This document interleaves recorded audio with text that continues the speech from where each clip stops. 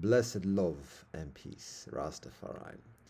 This is a recitation of Tobadigo Kedao, Torah, Bhagavad Gita, Digha Nikaya, Dhammapada, Gospels, Quran, and Tao Te Ching.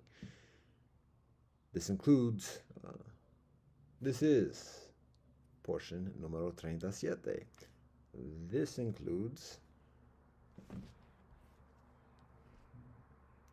This is portion número 37. Shlach. That includes from Torah, Parsha, Shlach, which is Bamidbar 13:1 a 15:41.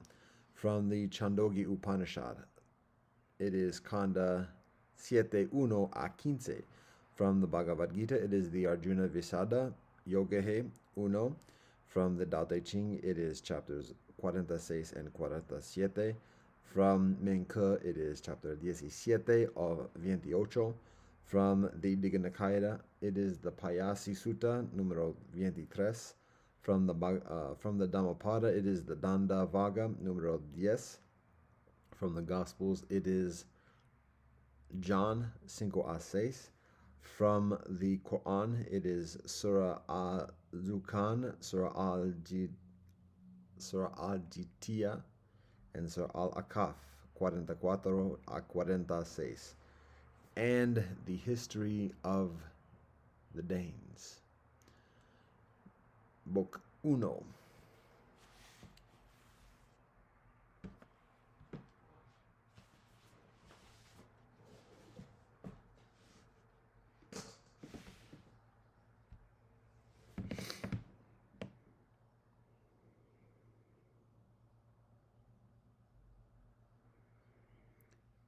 Bismillah ar-Rahmani ar-Rahim.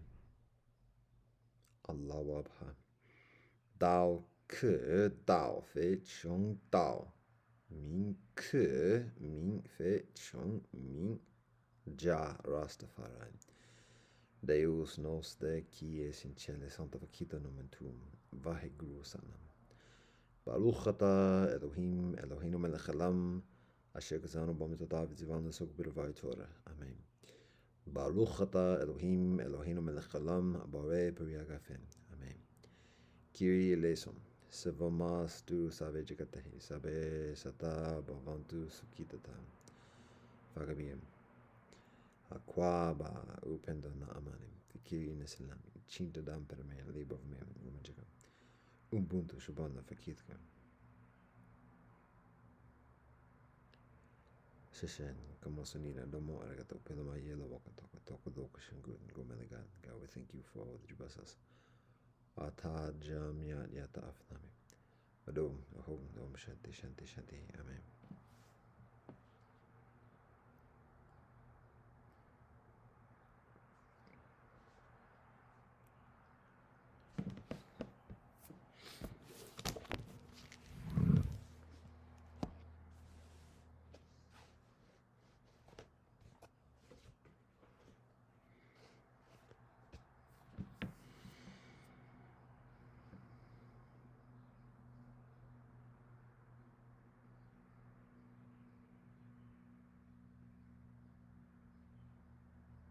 Torah, Shlach Bemidbar 13:1 a 15:41.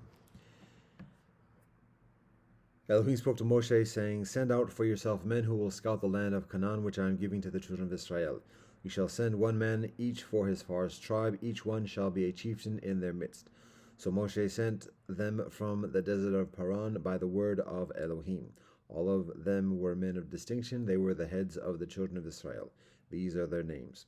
For the tribe of Reuben, Shamuah, the son of Zakur. For the tribe of Shimon, Shaphat, the son of Hori. For the tribe of Yehuda, Caleb, the son of Yefuneh. For the tribe of Issachar, Yigal, the son of Yosef. For the tribe of Ephraim, Hoshea, the son of Nun. For the tribe of Benjamin, Palti, the son of Raphu. For the tribe of Zebulun, Gadiel, the son of Sodi. For the tribe of Yosef, the tribe of Manasseh, Gadi, the son of Susi.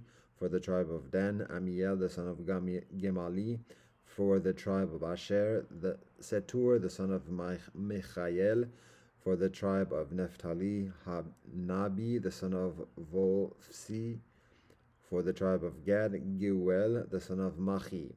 These are the names of the men Moshe sent to scout the land, and Moshe called Yehoshua, the son of Nun, Yehoshua. Moshe sent them to scout the land of Canaan, and he said to them, Go up this way in the south and climb up the mountain. You shall see what kind of land it is, and the people who inhabit it. Are they strong or weak? Are they few or many? And what of the land they inhabit? Is it benevolent or bad?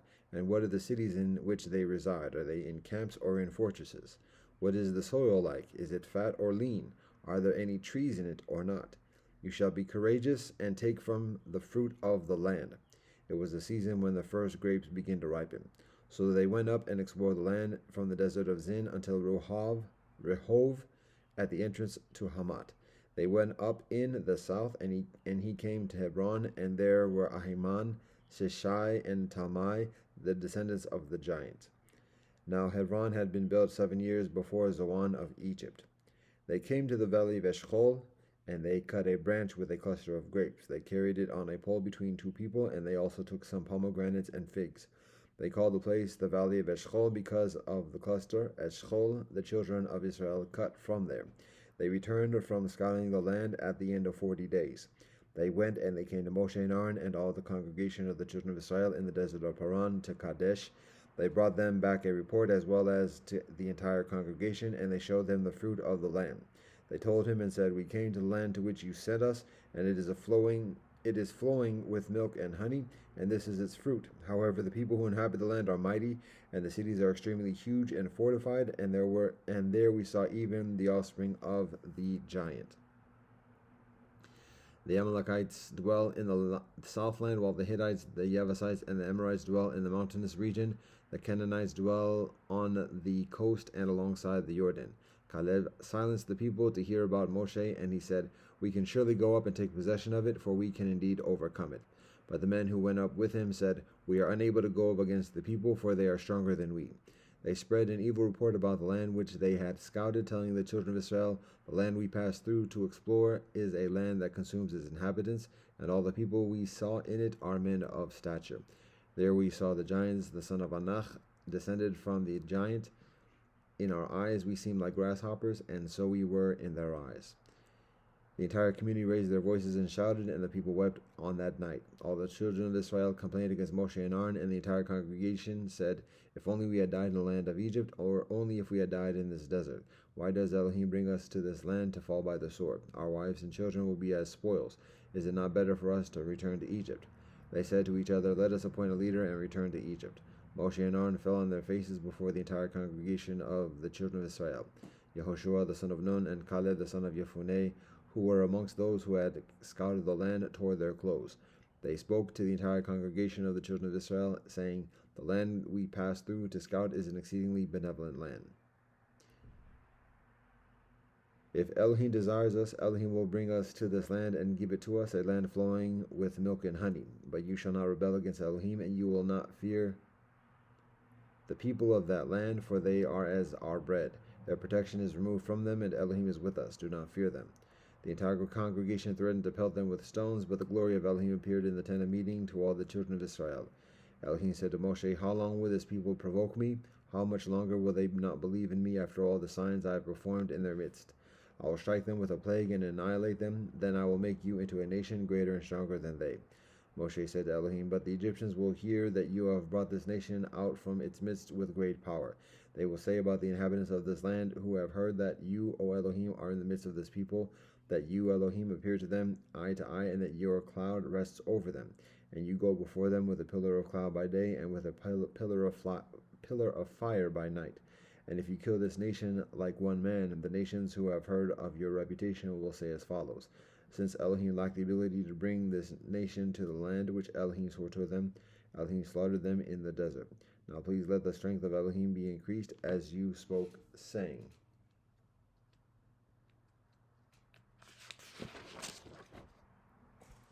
Elohim is slow to anger and abundantly kind, forgiving iniquity and transgression, who cleanses some and does not cleanse others, who visits the iniquities of parents on children, even to the third and fourth generations.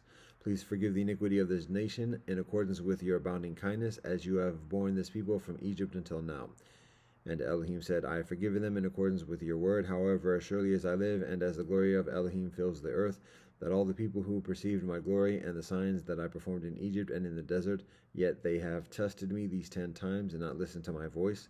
If they will see the land that I swore to their fathers, and all who provoke me will not see it. But as for my servant Caleb, since he was possessed by another spirit, and he followed me, I will bring him to the land to which he came, and his descendants will drive its inhabitants out. The Amalekites and the Canaanites dwell in the valley. Tomorrow, mañana, turn back and journey into the desert towards the Sea of Reeds. Elohim spoke to Moshe and Aaron, saying, How much longer will this evil congregation who are causing to complain against me exist?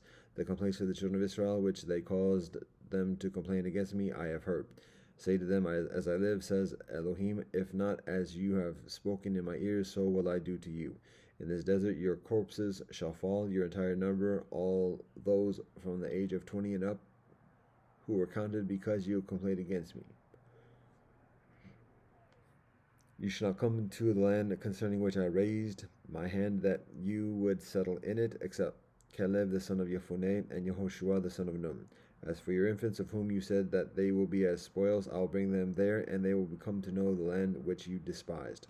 But as for you, your corpses shall fall in this desert. Your children shall wander in the desert for 40 years, and bear your defection until the last of your corpses has fallen in the desert. According to the number of days which you toured the land, 40 days, a day for each year, you will thus bear your iniquities for 40 years, thus you will come to know my alienation. I, Elohim, have spoken. I will not do this to the entire evil congregation who have assembled against me in this desert. They will end, and there they will die. As for the men whom Moshe had sent to scout the land, who returned and caused the entire congregation to complain against him by spreading a slanderous report about the land. The men who spread an evil report about the land died in the plague before Elohim. But Yehoshua the son of Nun and Caleb the son of Yefuneh remained alive of the men who went to tour the land. Moshe related all these words to the children of Israel, and the people grieved greatly. They arose early in the matin and ascended to the mountain top, saying, We are ready to go up to the place of which Elohim spoke, for we have sinned. Moshe said, Why do you transgress the word of Elohim? It will not succeed. Do not go up, for Elohim is not amongst you, so that you will not be beaten by your enemies. For the Amalekites and the Canaanites are there before you, and you will fall by the sword. For you have turned away from Elohim, and Elohim will not be with you.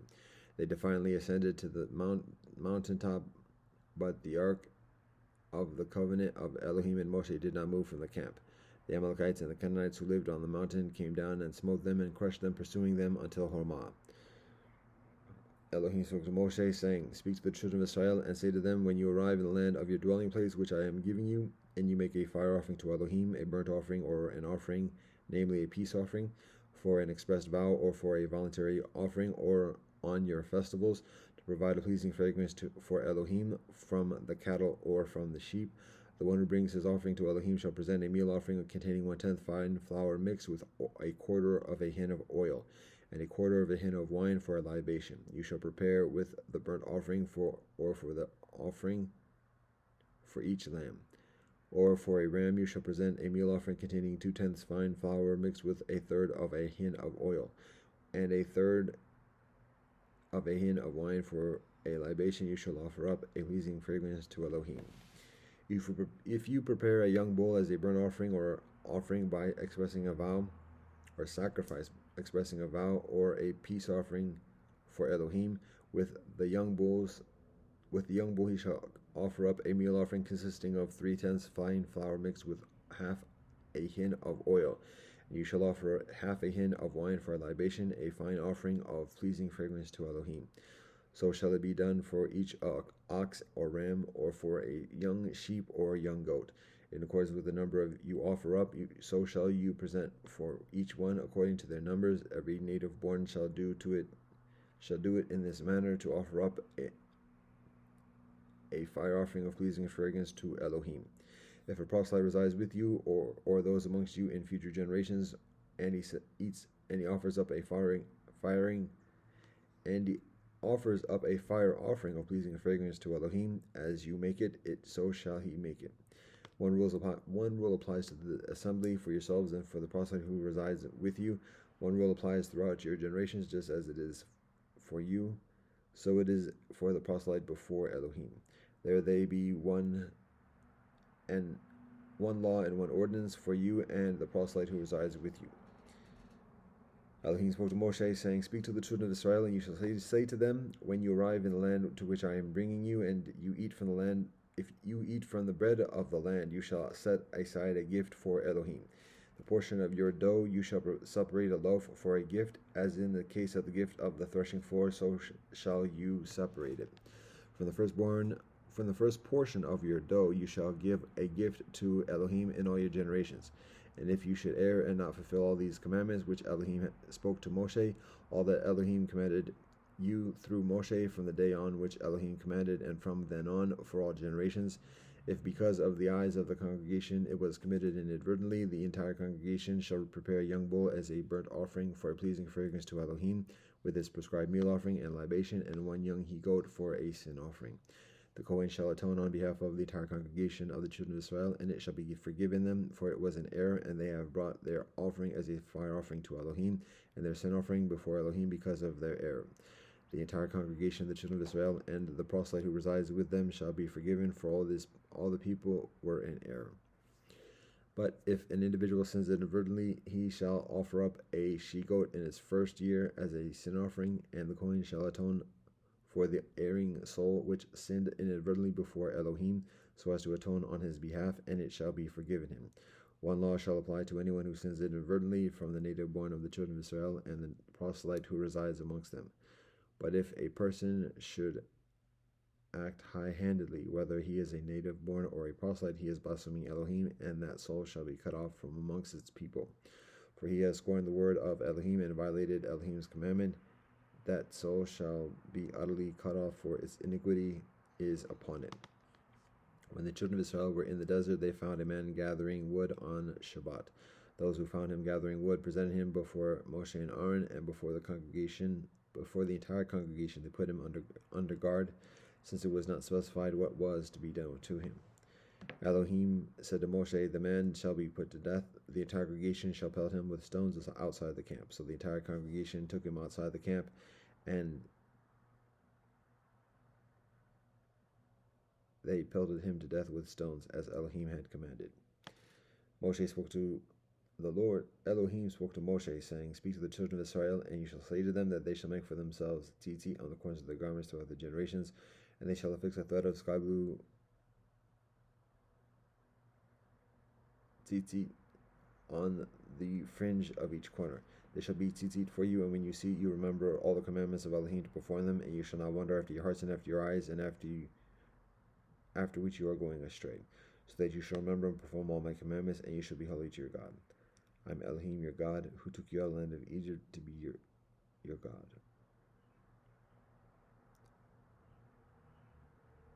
I am Elohim, your God.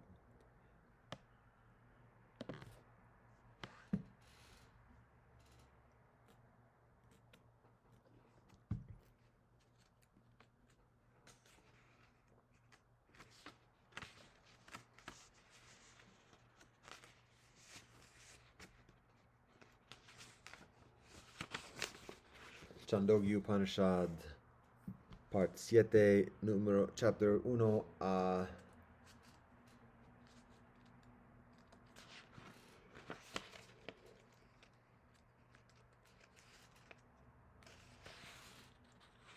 15.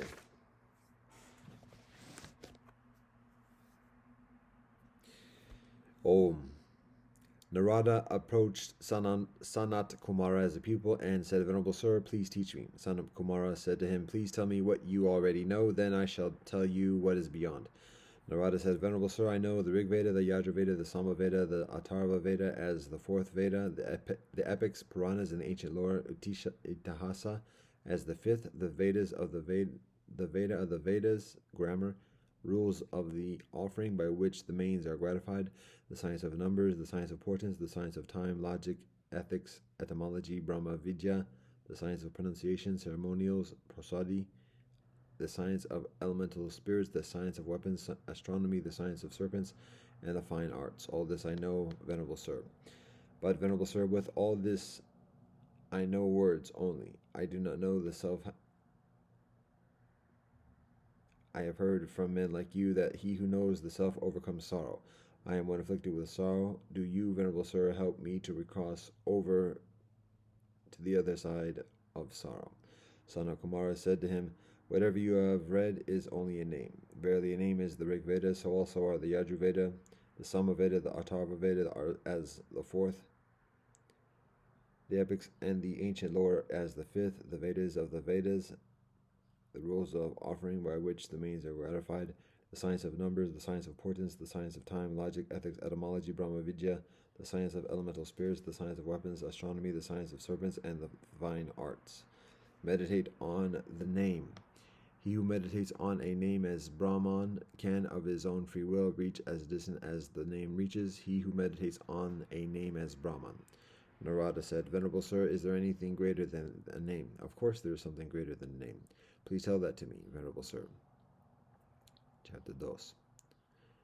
Speech is verily greater than a name. Speech makes one understand the Rig Veda, the Yajur Veda, the Samaveda, and the Atharva Veda as the fourth, the epics and the ancient lore of the fifth, the Veda of the Vedas, the rules of offering by which the mains are gratified, the science of numbers, the science of portents, the science of time, logic, ethics, etymology, Brahma Vidya, the science of elemental spirits, the science of weapons, astronomy, the science of serpents, and the fine arts, as well as heaven, earth, air, akasha, water, fire,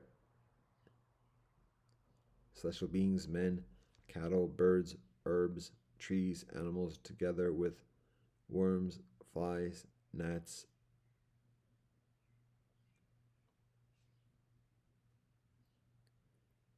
and ants, as also righteousness and unrighteousness, the true and the false, the benevolent and the bad, the pleasant and the unpleasant. Verily, if there were no speech, neither righteousness nor unrighteousness would be known, neither the true nor the false, neither the pleasant nor the unpleasant. Speech verily makes us know all this. Meditate upon speech. He who meditates on speech as Brahman can of his own free will reach as distant as speech reaches. He who meditates on speech as Brahman. Narada says, Venerable sir, is there anything greater than speech? Of course there is something greater than speech. Please tell that to me, Venerable sir. The mind is verily greater than speech, just as the closed fist holds two amalakas, or two plumes, or two aksha fruit. So does the mind hold fast and speech and a name. For when a man thinks in his mind what he would read the sacred hymns, then he reads them. When he thinks in his mind that he would perform actions, then he performs them. When he thinks in his mind that he would have sons and cattle, then he desires them. When he thinks in his mind that he would have this world and the other, then he desires them. Mind indeed is the self, mind is the world, mind is Brahman. Meditate on the mind. He who meditates on mind as Brahman can of his own free will reach as distant as mind reaches. He who meditates on mind as Brahman. Narada says, Venerable sir, is there anything greater than mind? Of course there is something greater than mind. Please tell that to me, Venerable sir. Will, samkalpa, is verily greater than the mind, for when a man wills, then he thinks in his mind, then he utters speech, and then he employs speech in the recital of a name. The sacred hymns are included in a name, and all sacrifices are included in the sacred hymns. Will indeed is the goal of all these beings with a mind and ending in sacrifice. From will they arise, and in will they all abide. Heaven and earth willed, air and akasha willed, water and fire willed. Through the will of heaven and earth, the rain wills. Through the will of rain, food wills. Through the will of food, the prana wills. Through the will of the pranas, the sacred hymns will. Through the will of the sacred hymns, the sacrifices will. Through the will of the sacrifices, the world wills. Through the will of the world, everything wills, such as will. Meditate on will. He who meditates on will as Brahman can of his own free will reach as distant as will reaches. He who meditates on will as Brahman. Narada says, Venerable Sir, is there anything greater than will? Of course there is something greater than will. Please tell that to me, Venerable Sir. Consideration, Chitta, is verily greater than will, for when a man considers, then he wills, then he thinks in his mind, then he utters speech, and then he engages speech in the recitation of a name. The sacred hymns are included in a name, and all offerings are included in the sacred hymns. Consideration is indeed the goal of all these, beginning with mind and ending in offering. From consideration they arise, and in consideration they all abide. Therefore, if a person is without consideration, even though he possesses much knowledge, people say of him that he is nothing, and whatever he knows is useless, for if he were truly learned, he would not be so inconsiderate. But if a person is considerate, though he knows but little, to him people are eager to listen. Consideration indeed is the goal of all these. Consideration is the self-construction of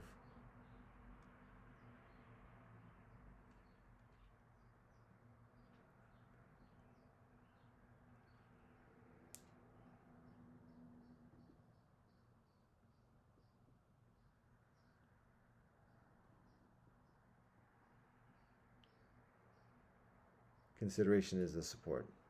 Meditate on consideration. He who meditates on consideration as Brahman, he being permanent, firm, and undistressed, obtains the worlds which are permanent, firm, and undistressed. He can of his own free will reach as distant as consideration reaches. He who meditates on consideration as Brahman. Narada says, Venerable Sir, is there anything greater than consideration? Of course there's something greater than consideration. Please tell that to me, Venerable Sir.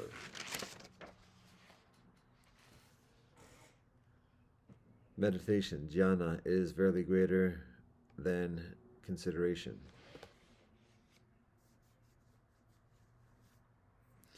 Earth meditates as it were, the mid-region meditates as it were, heaven meditates as it were, the waters meditate as it were, the mountains meditate as it were, the angels meditate as it were, men meditate as it were. Therefore he who amongst men attains greatness here on earth seems to have obtained a share of meditation. Thus, while small people are quarrelsome, abusive, and slandering, great men appear to have obtained a share of meditation. Meditate on meditation. He who meditates on meditation as Brahman can of his own free will reach as distant as meditation reaches. He who meditates on meditation as Brahman. Narada says, Venerable Sir, is there anything greater than meditation? Of course, there is something greater than meditation. Please tell that to me, Venerable Sir. Understanding is verily greater than meditation. Understanding makes one understand the Rig Veda, the Yajurveda, the Samaveda, the Atharva Veda as the fourth, the epics and the ancient lores as the fifth, the Veda, the Vedas, the rule of sacrifices by which the mains are gratified, the science of numbers, the science of portents, the science of time, logic, ethics, etymology, Brahma Vidya, the science of elemental spirits, the science of weapons, astronomy, the science of serpents, and the fine arts, heaven, earth, air, Akasha, water, fire, angels, men, cattle, birds, herbs, trees, animals together with worms, flies, and ants, and also righteousness and unrighteousness, the true and false, the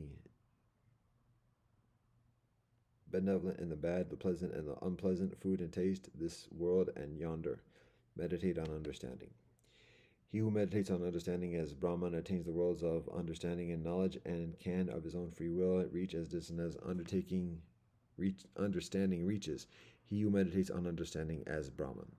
Narada said, Venerable Sir, is there anything greater than understanding? Of course there is something greater than understanding. Please tell that to me, Venerable Sir.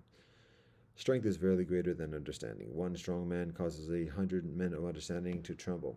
When a man is strong, he can rise. If he rises, he can attend on the teachers. If he attends on them, he can become their intimate companion as a pupil. If he isn't their intimate companion, he can watch their conduct, listen to their instruction, reflect on what he hears, become convinced of what he reflects on, and enjoy the result of action. By the strength, the earth stands firm. By strength, the mid-region. By strength, heaven. By strength, the mountains. By strength, the angels and men. By strength, cattle and birds, herbs and trees and animals.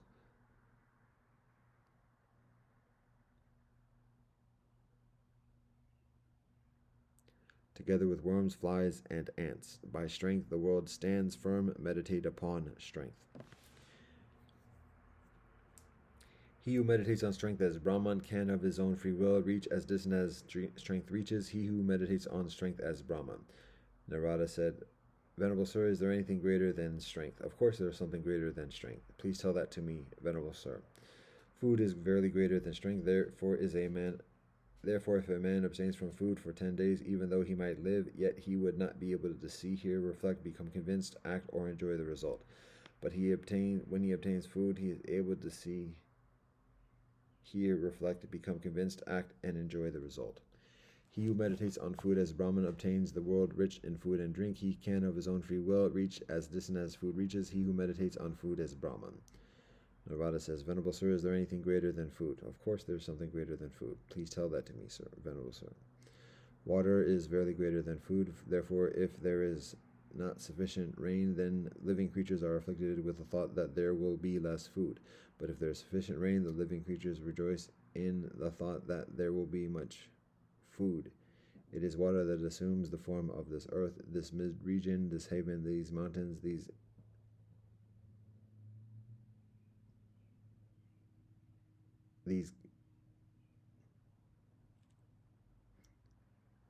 angels and men, cattle and birds, herbs and trees and cattle and animals, together with worms, flies, and ants. Water indeed is all these forms. Meditate on water.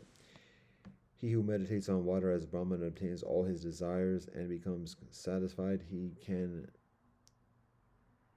of his own free will reach as distant as water reaches. He who meditates on water as Brahman. Narada said, Venerable sir, is there anything greater than water? Of course there is something greater than water. Please tell that to me, venerable sir. Fire is verily greater than water, for having seized the fire, it warms the akasha. When then people say it is hot, it burns, it will rain. Thus does fire first manifest itself and then create water. Further, thunderclaps roll with lightning upwards and across the sky. Then people say, there is lightning, there is thunder, it will rain. Here also does fire first manifest itself and then create water. Meditate on fire. He who meditates on fire as Brahman becomes radiant himself and obtains radiant worlds full of light and free of darkness. He can of his own free will reach as distant as fire reaches. He who meditates on fire as Brahman.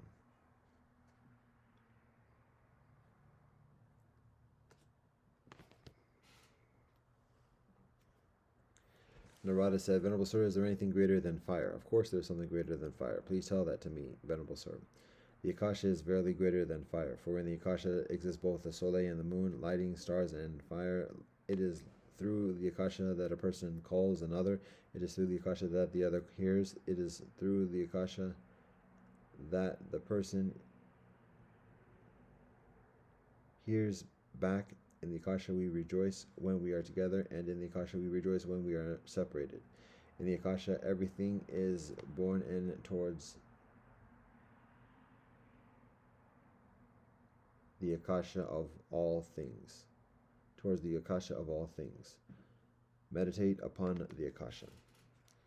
He who meditates upon the akasha as Brahman obtains the world extending distant and wide, luminous, free from pain, and spacious. He can of his own free will reach as distant as the senses reach. He who meditates on the akasha as Brahman. Narada said, Venerable sir, is there anything greater than the akasha? Of course there is something greater than the akasha. Please tell that to me, venerable sir. Memory is verily greater than the akasha. Therefore, even when many people assemble, if they have no memory, they would not hear anyone at all.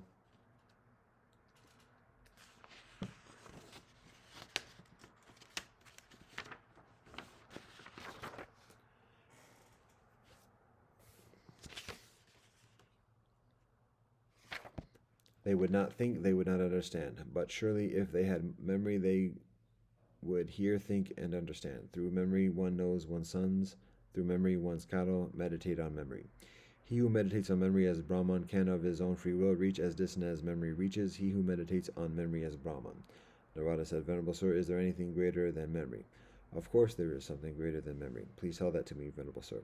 Hope is verily greater than memory. Kindled by hope, a person endowed with wisdom memorizes. Kindled by knowledge, a person endowed with memory reads the sacred hymns, performs offerings, desires sons and cattle, desires this world and the other. Meditate on hope. He who meditates on hope as Brahman, all his desires are fulfilled through hope. His prayers are not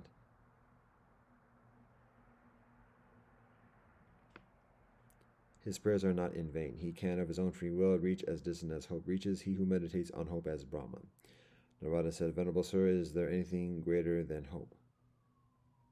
Of course, there is something greater than hope. Please tell that to me, Venerable Sir. The prana is verily greater than hope. As the spokes of a wheel are fastened to the nave, so are all these, beginning with a name and ending with hope, fastened to the prana. The prana moves by the prana. The prana gives the prana to the prana. The prana is the far, the prana is the more, the prana is the brother, the prana is the sister, the prana is the teacher, the prana is the Brahmin. If one says something unbecoming to a far more brother, sister, teacher, or Brahmin, then people say, shame on you. Verily you are a slayer of your far, a slayer of your more, a slayer of your brethren, a slayer of your sister, and a slayer of your teacher, a slayer of a Brahmin. But if, when the prana has departed from them, one shoves them together with a poker and burns every bit of them, no one would say, you are a slayer of your far, a slayer of your more, a slayer of your brother, a slayer of your sister, a slayer of your teacher, a slayer of Brahmin. The prana verily is all this. He, the knower of the prana,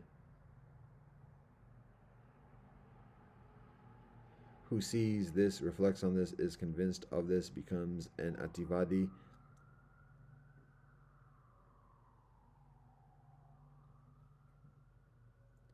He need not deny it.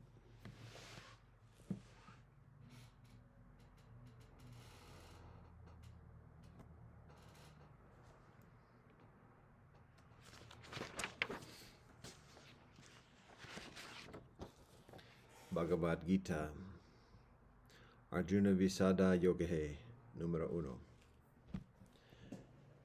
Dhritarashtra says, O Sanjaya, what did Pandu's sons and mine do when, desirous to fight, they assembled on the sacred plain of Kurukshetra? Sanjaya says, on seeing the Pandava army arrayed for battle, King Duryodhana went to his teacher and spoke these words. O teacher, behold the great army of the sons of Pandu, arrayed by your talented disciple, the son of Drapada. In that army are mighty teachers and heroes in battle equal to Bhima and Arjuna, Yudhana, Virata, and Drupada, each a Maharata. Heroic Drishtaketu, Chikitana, and the king of Kasi, Purchit, Kuntiboja, and Sayavya, all the best of men. Powerful Yudamanyu, brave Uttamaja, Sadra's son, and the sons of Draupadi, all Maharatas indeed. O best of the twice born, let me also recount to you the leaders of my own army, whose distinguished amongst ourselves I shall name them, that you may know them all. Yourself and Bhishma and Karna, Kripa, who is ever victorious in war, Ashvatthama, Vikama, Jatra, and Somadatta's son, and many other heroes besides, armed with many weapons, each well skilled in battle, and all resolved to lay down their lives to serve my cause.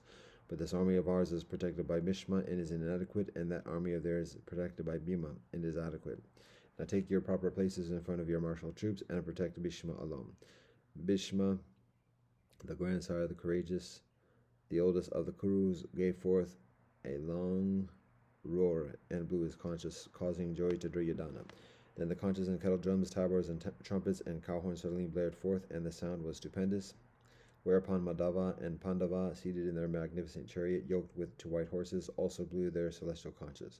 Rishikesa blew his conch, the Panchajanya, Dhananjaya, the Devadatta, and Vrikodara, the doer of fearful deeds, blew his great conch, the Pondra. King Yudhishthira, the son of Kunti, blew his conch, the Anantavijaya. The Nakula and the Sahadeva blew the Sugosha and the Manipushpaka. The great archer, the king of Kasi, the great warriors Sikandi, Drishtadyumna, and Virata, unconquered.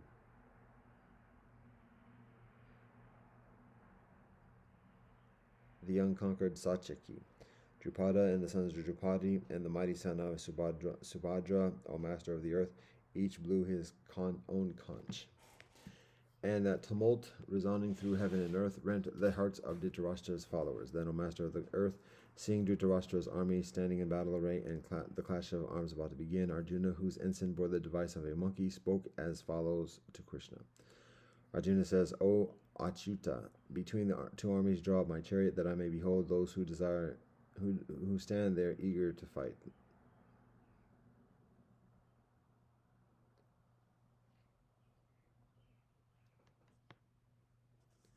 And may know on the eve of battle with whom I must contend.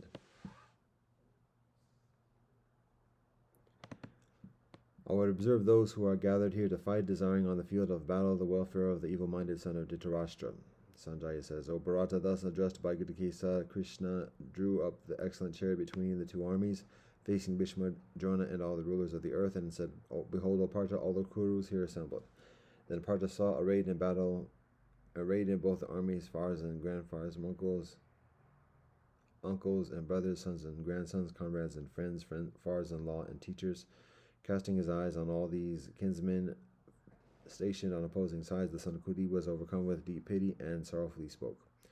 Arjuna says, O Krishna, at the sight of these my kinsmen assembled here, eager to give battle, my limbs fail and my mouth is parched. My body is shaken and my hair stands on end. The bow Gandiva slips from my hand and my skin is on fire. I cannot hold myself steady. My mind seems to whirl. O Kesava, I see omens of evil. Nor do I perceive, O Krishna, any benefit in slaughtering my own people in battle. I desire nothing. I desire neither victory nor empire, nor even any pleasure. O Govinda, of what avail to us is empire? What avail our enjoyments and even life itself? Our fathers and uncles, sons and grandsons, fathers-in-law and brothers-in-law, teachers and other relatives, for whose sake we desire kingdom, enjoyments, and pleasures, are arrayed here in battle, having staked their wealth and life. These, O Madhusudana, I would not kill, though they should kill me, even for the sake of sovereignty over the three worlds, how much less for this earth alone. O Janardana, what joy can be ours in killing these sons of Dhritarashtra? Sin alone will possess us if we kill these felons. Therefore we ought not to kill our kinsmen, the sons of Dhritarashtra. For, O Madhava, how can we ever be happy by killing our own people? Though their understanding overcome by greed perceive no evil in the decay of families, and no sin in hostility to friends. Why, O Janardana, should not we, who clearly perceive the evil in the decay of families, learn to refrain from this sin? With the decay of family perishes Dharma, which exists from time out of mind. With the ending of the Dharma, Adharma overwhelms the whole family. When Adharma overwhelms the family, O Krishna, the women of the family become corrupt. And when, O Krishna, the women are corrupt, there arises a mixing of castes. This mixture leads into hell the family itself, as well as those who destroy it, for their ancestors fall deprived of the offerings of rice balls and water. By these evil deeds of the destroyers of families, which result in the mixing of castes, the eternal Dharma of caste and family are uprooted. We have heard it said, O Janardana, that inevitably the men whose family Dharma are destroyed dwell in hell. Alas, we are resolved to commit a great sin, in that we are ready to slay our kinsmen to satisfy our greed for the pleasure of a kingdom. Much better would it be for me if the sons of Dhritarashtra, weapons in hand, should slay me in battle, unarmed and unresisting. Sanjaya says, Arjuna, having spoken thus on the battlefield, cast aside his bow and arrow, and sank down on his chariot seat, his mind overcome with grief.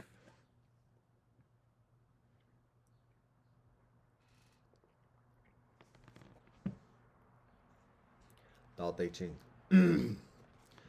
46 y 47. 46. When the world has the Tao, fast horses are retired to till the soil. When the world lacks the Tao, war horses give birth on the battlefield.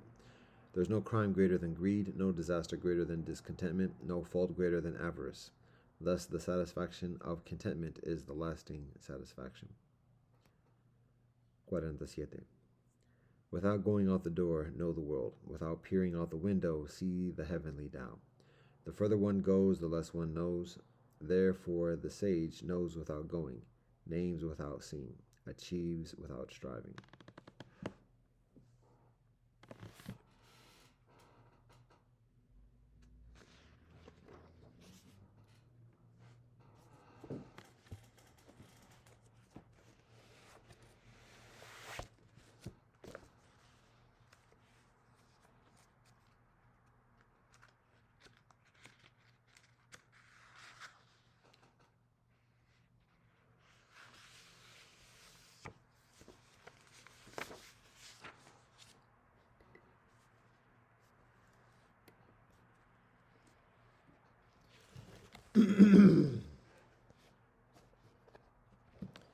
Menke 17 of 28.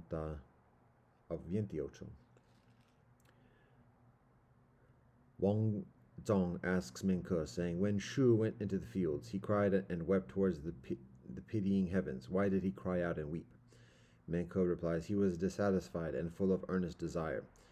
Wan Zong says, when his parents love him, a son rejoices and forgets them not. When his parents hate him, though they punish him, he does not murmur. Was Shun then murmuring against his parents? Menke answers, Chongji asks Gongmin Gao, saying, as to Shun's going into the fields, I have received your instructions, but I do not know about his weeping and crying out to the pitying heavens and to his parents. Gongmin Gao answers him, you do not understand that matter. Now, Gongmin Gao supposed that the heart of the filial son could not be so free of sorrow. Shun would say, I exert my strength to cultivate the fields, but I am thereby only discharging my office as a son. What can there be in me that my parents do not love me?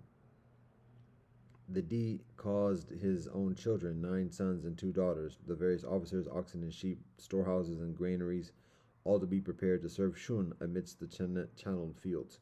Of the scholars of the kingdom there were multitudes who flocked to him. The sovereign designed that Shun should superintend the kingdom along with him, and then to transfer it to him entirely. But because his parents were not in accord with him, he felt like a poor man who has nowhere to turn to. To be delighted in by all the scholars of the kingdom is what men desire, but it was not sufficient to remove the sorrow of Shun. The possession of beauty is what men desire, and Shun had for his wives the 2 daughters of the Di, but this was not sufficient to remove his sorrow. Riches are what men desire, and the kingdom was the rich property of Shun, but this was not sufficient to remove his desire. Honors are what men desire, and Shun had the dignity of being sovereign, but this was not sufficient to remove his sorrow. The reason why the being the object of men's delight, with the possession of beauty, riches, and honors, were not sufficient to remove his sorrow was that it could be removed only by his getting his parents to be in accord with him. The desire of the child is towards his far and more. When he becomes conscious of the attractions of beauty, his desire is towards young and beautiful women. When he comes to have a wife and children, his desire is towards them. When he obtains office, his desire is towards his sovereign. If he cannot get the reward of his sovereign, he burns within. But the man of great filial piety to the end of his life has his desire towards his parents.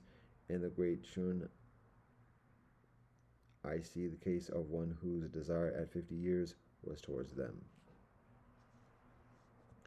Wang Zong asks Menke, saying, it is said in the book of poetry, in marrying a wife, how ought a man to proceed?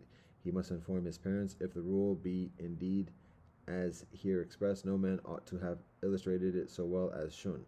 How was it that Shun's marriage took place without his informing his parents? Menke replies, if he had informed them, he would not have been able to marry. That male and female should dwell together is the greatest of human relations. If Shun had informed his parents, he must have made void this greatest of human relations, thereby incurring their resentment. On this account, he did not inform them. Wang Zong says, as to Shun's marrying without informing his parents, I have heard your instructions, but how was it that the Di Yao gave him his daughters as wives without informing Shun's parents? Menke says, the Di also knew that if he informed them, he could not marry his daughters to him. Wang Zong says, his parents set Shun to repair a granary, to which the latter having been removed, Gu Sao set fire. They also made him dig a well. He got out, but they, not knowing that, proceeded to cover him up. Zong says, of the scheme to cover up the city-forming prince, the merit is all mine. Let my parents have his oxen and sheep, let them have his storehouses and granaries. His shield and spear shall be mine. His lute shall be mine. His bow shall be mine. His 2 wives shall make attendant for me to my bed. His 2 wives I shall make attend for me to my bed. Cong then went away into Shun's palace, and there was Shun on his couch playing on his lute. Song said, I am come simply because I was thinking anxiously about you. At the same time he blushed deeply. Shun said to him, There are all my officers. Do you undertake the government of them for me?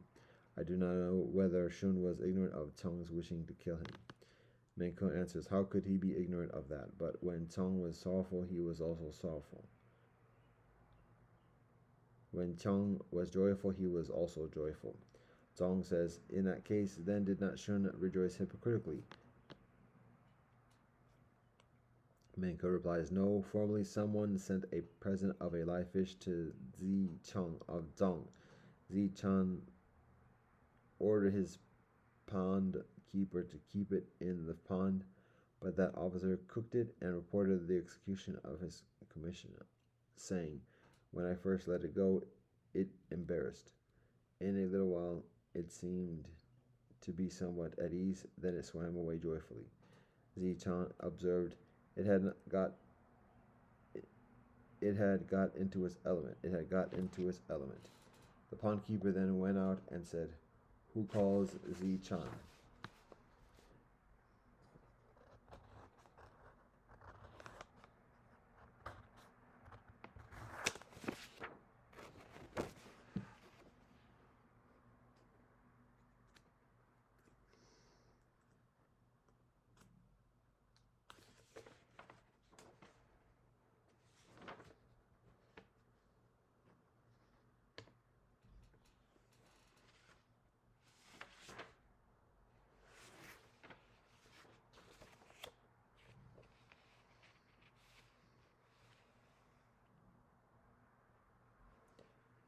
Who calls Zi Cheng a wise man? After I had cooked and eaten the fish, he says, It had got into its element, it got into its element. Thus a superior man may be imposed on by what seems to be as it ought to be, but he cannot be entrapped by what is contrary to right principle. Zong came in the way in which the love of his elder brother would have made him come. Therefore Shun sincerely believed him and rejoiced. What hypocrisy was there?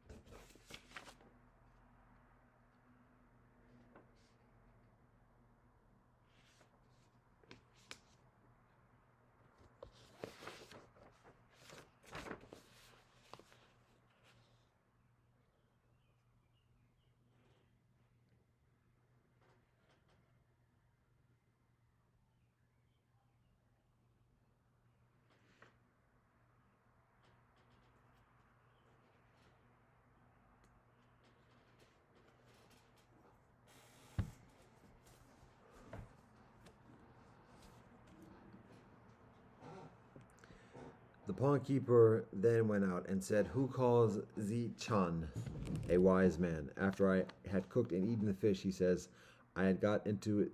It had got into its element. It had got into its element."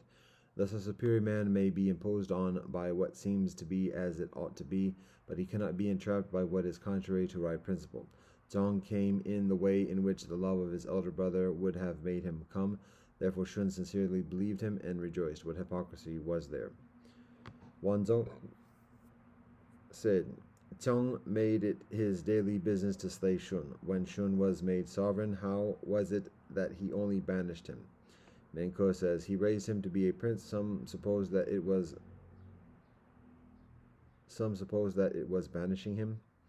Wang Zhang says, Shun banished the superintendent of works to Yu Zhao. He sent away Huan Dao to the mountain Chong. He slew the prince of San Miao and San Wei, and he imprisoned Gun on the mountain Yu. When the crimes of those four were thus punished, the whole kingdom acquiesced.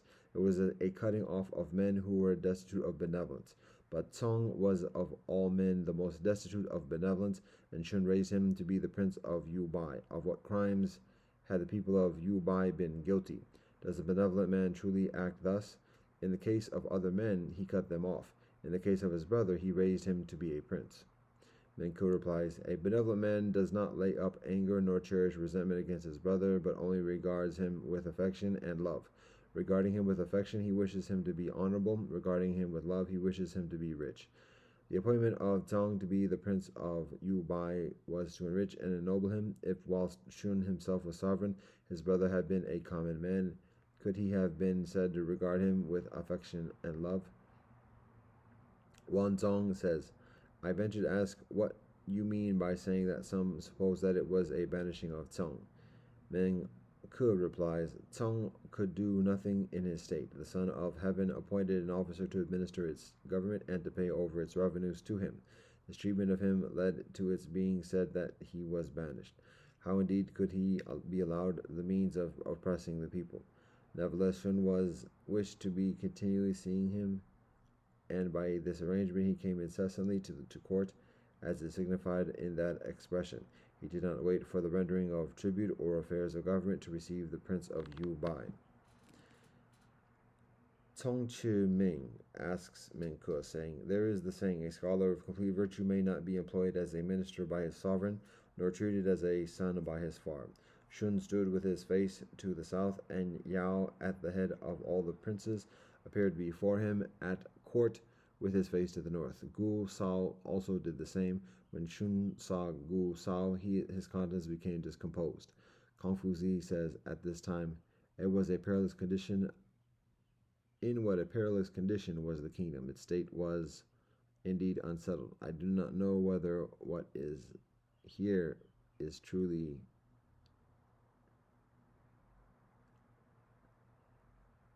did truly take place. Menku replies, no, these are not the words of a superior man. They are the sayings of an uncultivated person of the east of Qi. When Yao was old, Shun was associated with him in the government. It is said in the canon of Yao, after 28 years, the high meritorious one deceased. The people acted as if they were grieving for a far or more for 3 years, and up to the borders of the 4 seas, every sound of music was hushed. Confucius said, there are not 2 suns in the sky, nor 2 sovereigns over the people. Shun having been sovereign and further leading on all the princes to observe the 3 years grieving for Yao, there would have been in this case 2 sovereigns. Zhang Chu Meng says, on the point of Shun's not treating Yao as a minister, I have received your instructions, but it is said in the book of poetry, under the whole heaven, every spot is the sovereign's ground, to be to the borders of the land. Every individual is the sovereign's minister, and Shun had become sovereign. I venture to ask how it was that Gu Sao was not one of his ministers.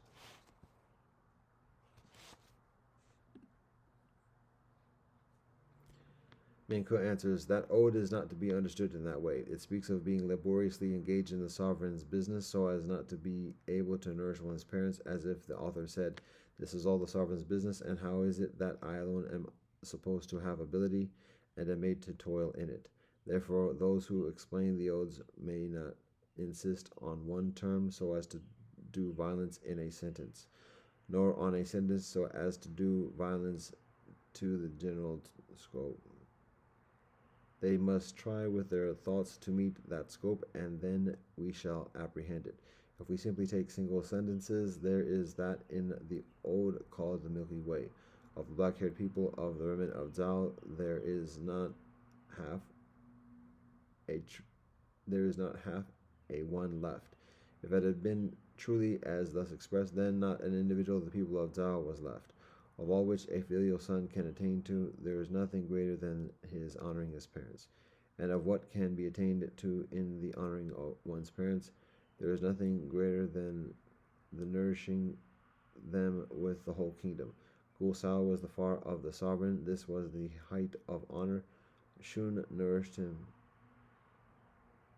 with the whole kingdom. This was the height of nourishing.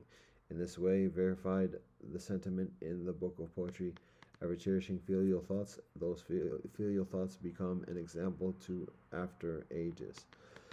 It is said in the book of poetry, reverently performing his duties, he waited on Gu Sa and was full of veneration and awe. Gu Sa also believed in him and conformed to virtue. This is the true case of the scholar of complete virtue, not being treated as a son by his father.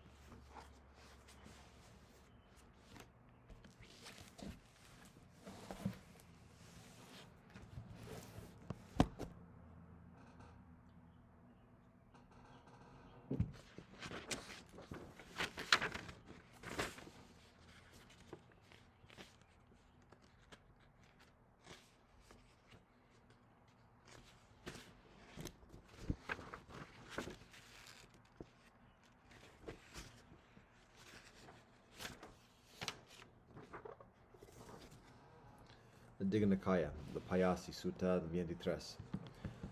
Thus have I heard. The Venerable Kumara Kassapa was once walking on a tour in Kosala together with a great company of bhikshus to the number of about 500, and coming to the Kosalese city named Satavya, he there abode, and there the Venerable Kumara Kassapa dwelt to the north of Satavya in the Simsapa tree grove. Now at the time the chieftain Payasi was reading at Satavya, a spot teeming with life, with much grassland and woodland, with water and grain, on a royal domain granted him by King Pasanadi of Kosala as a royal gift, with power over it as if he were the king. Now at that time there came over Payasi an evil view of things to this effect: neither is there any world, nor are there beings reborn otherwise from parents, nor is there fruit or result of deeds well done or ill done. Now the Brahmins and householders of Satavya heard the news. They say that this wanderer, Master Kassapa, disciple of the wanderer Gotama, walking on tour with a great company of bhikshus to the number of about 500, has arrived at Satavya and is staying there to the north of the town in the Simsapa tree grove. Now regarding that Master Kassapa, such is the excellent reputation that has been raised abroad. Wise and expert is he, abounding in knowledge and learning, eloquent and excellent in discourse, venerable too, and an arahat, and benevolent is it to interview arahats like him. Then the Brahmins and householders of Satavya, coming out from the town in companies and bands from each district, so that they could be counted, went by the north gate to the Simsapa tree grove. Now at that time Payasi the chieftain had gone apart to the upper terrace of his house for siesta, and seeing the people thus go by, he said to his doorkeeper, "Why are the people of Satavya going forth like this towards the Simsapa tree grove?" Then the doorkeeper told him the news, and he said, "Then, benevolent doorkeeper, go to the Brahmins and householders of Satavya and say to them, Payasi, sirs, bids you wait. He will come himself to see the wanderer, Master Kassapa. The boy Kassapa will be winning over at the outset those foolish and inexpert Brahmins and householders of Satavya to think this is both another world, and there are beings who are born not of parents, and there is fruit and result of deeds well done and ill done. But my benevolent doorkeeper, these three things do not exist." "Even so, sir," said the doorkeeper, and carried out his master's bidding. So Payasi, the chieftain, surrounded by the Brahmins and householders of Satavia, came to the Sisapa tree grove, and finding the venerable Kasapa, exchanged with him the greetings and compliments of politeness and courtesy, and took his seat on one side. And so the Brahmins and householders of Satavia, some of them bowed before the venerable Kasapa, and took their seats on one side. Some of them exchanged with him the greetings and compliments of politeness and courtesy, and then took their seats on one side. Some of them saluted him with joined hands, and took their seats on one side. Some of them called out their name and family, and did likewise. Some of them took their seats on one side in silence. And when he was seated, Payasi spoke thus to the venerable Master Kasapa. I, Master Kasapa, am of this opinion, of these views. Neither is there another world, nor are there beings born nor not of parents, nor is there fruit or result of deeds well done or ill done. I, Prince, have neither seen or heard anyone holding such a view, such an opinion. How then can you desire as you do that there neither is another world, nor rebirth as inheritor of the highest heavens, nor fruit or result of deeds well done or ill done? Wherefore, Prince, I will cross-examine you herein, and do you reply in what way you may approve. What think you? Yon moon and soleil, are they in this world or in another world, or are they celestial or human? The moon and the soleil, Master Kasapa, are in another world, not in this. They are celestials, not human. Even though Master Kasapa says thus, it still appears to me that not one of these things exists. Have you, Prince, any proof to establish that they do not exist? I have, Master Kasapa. As how? Here it is, Master Kasapa. I have had friends, companions, relatives, men of the same blood as myself, who have taken life, committed theft or fornication, have uttered lying, slanderous, abusive, gossiping speech, have been covetous, of malign thoughts, of evil opinions. They anon have fallen ill of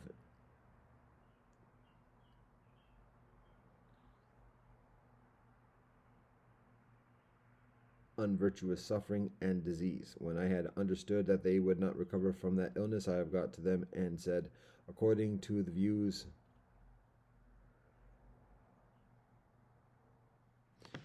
they anon have fallen ill to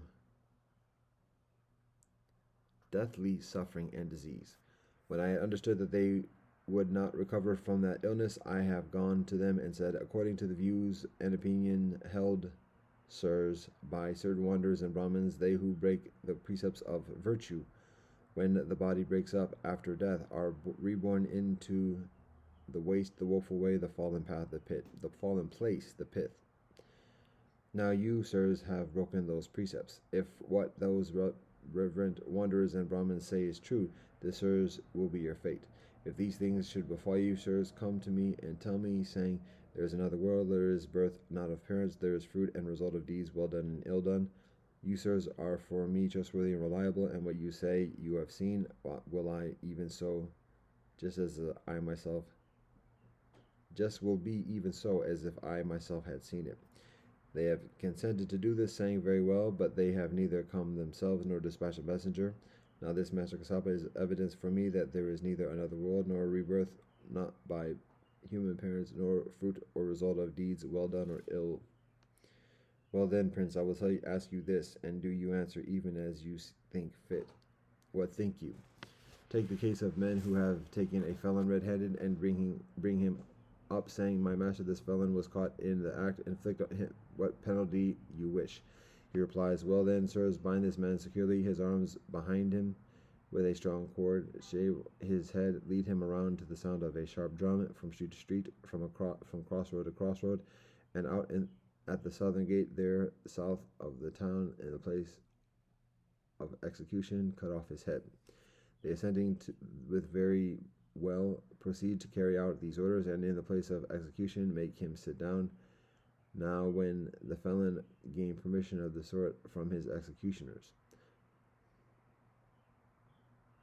let my masters, the executioners, wait till I have visited my friends and advisers, my kinsmen, my blood, in this or that village or town, and come back. Or would the executioners cut off the head of this vain talker? They would not grant the permission, Master Kasapa. They would cut off his head. But this felon, Prince, is human and cannot leave from human executioners. How much less then would your friends and relatives after death in the pit gain permission from the keepers of the pit, saying, Let my master the pit keepers wait till we have gone and told the chieftain Payasi that there is both another world and rebirth other than of parents, and fruit and result of deeds well done and ill. Be this exposition a proof to you, Prince, that these things exist. Even though Master Kassapa says thus, it still appears to me that not one of these things exists. Have you, Prince, any further proof to establish that they do not exist? I have, Master Kassapa. As how? Here it is, Master Kassapa. I have had friends and companions, kinsmen, men of the same blood as myself, who have abstained from taking life, from committing thefts or fornication, from lying, slandering, rude, or frivolous speech, who have not coveted or had malign thoughts or evil opinions. They none have fallen ill of deathly suffering and disease. When I had understood that they would not recover from that illness, I have gone to them and said, According, sirs, to the views and opinions held by some wanderers and Brahmins, they who keep the precepts of virtue, when the body breaks up, are after death reborn into the bright and happy world.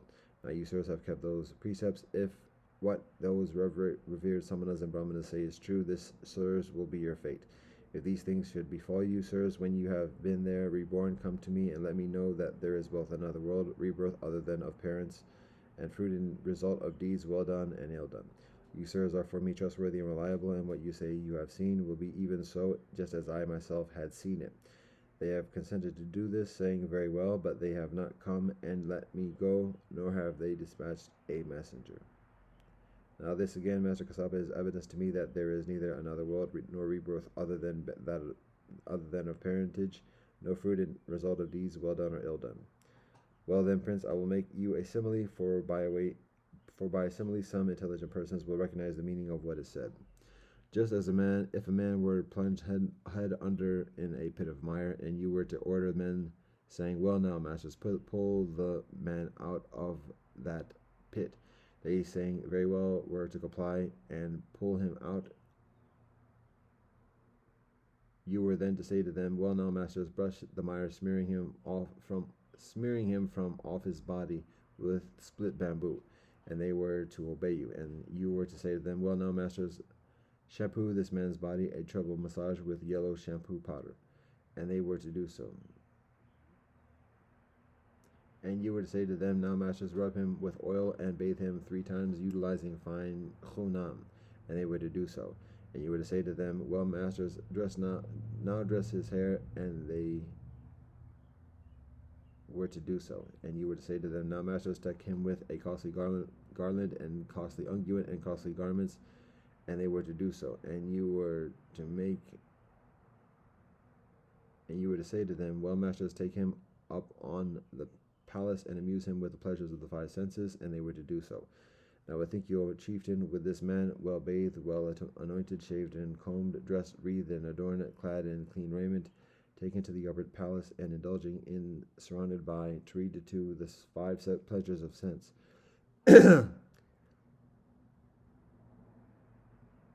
Be desirous of being plunged once further into that pit of mire. No, indeed, Master Kassapa. And why? Foul, Master Kassapa, is a pit of mire, foul and counted as such, stinking, disgusting, repulsive, and counted as such. Even so, Prince, are human beings in the eyes of the angels, foul and counted as such, stinking, disgusting, repulsive, and counted as such. The smell of man offends the angels 100 leagues away. What then? Shall your friends and companions, your kinsmen and connections, who, having kept the precepts, are reborn into the right and happy place, come and bring you word that there is another world, that there is rebirth other than by parentage, that there is fruit and result of deeds well done and ill done? Let this exposition, chieftain, be evidence to you that these things exist. Even though Master Kassapa says so, it still appears to me that not one of these things exists. Have you any further evidence, Prince? I have, Master Kassapa. As how? Here it is, Master Kassapa. I've had friends, companions, kinsmen, men of the same blood as myself, who kept the precepts, abstained from taking life,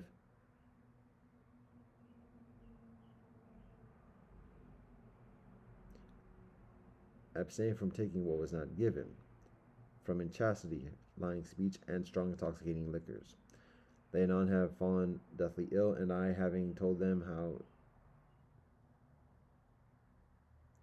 some Samanas and Brahmins say that after such a life one would be reborn in the communion of the 33 angels, have asked them if they were so reborn to come and let me know that there was another world, birth other than of parents, and fruit and result of deeds well done and ill done. They have promised to do so, but they have neither come and told me nor sent a messenger. This Master Sapa is evidence to me that no one of those exists here. Exists.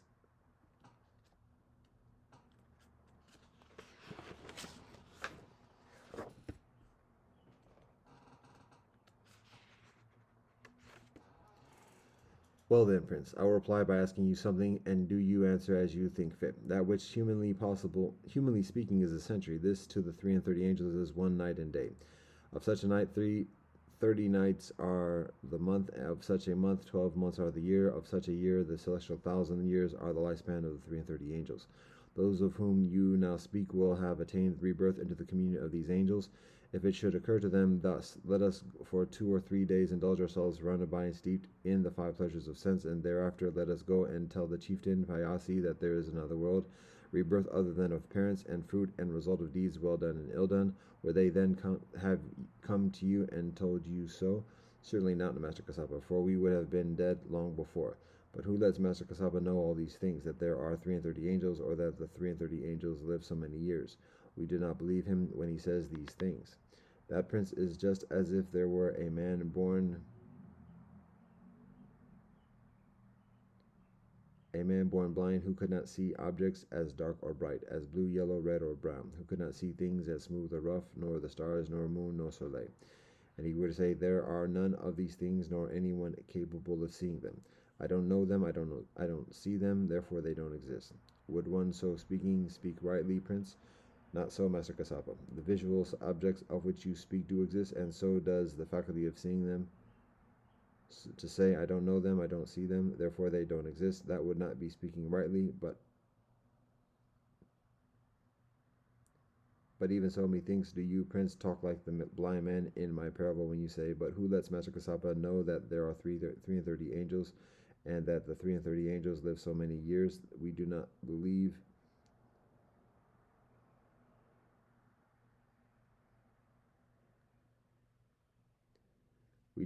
him when he says these things. For, Prince, the other world is not, as you may imagine, to be regarded with this fleshly eye. Those wonders and Brahmins who haunt the lowly and remote recesses of the forest, where sound there hardly is, they there abiding strenuous, ardent, aloof, purify the sacred eye.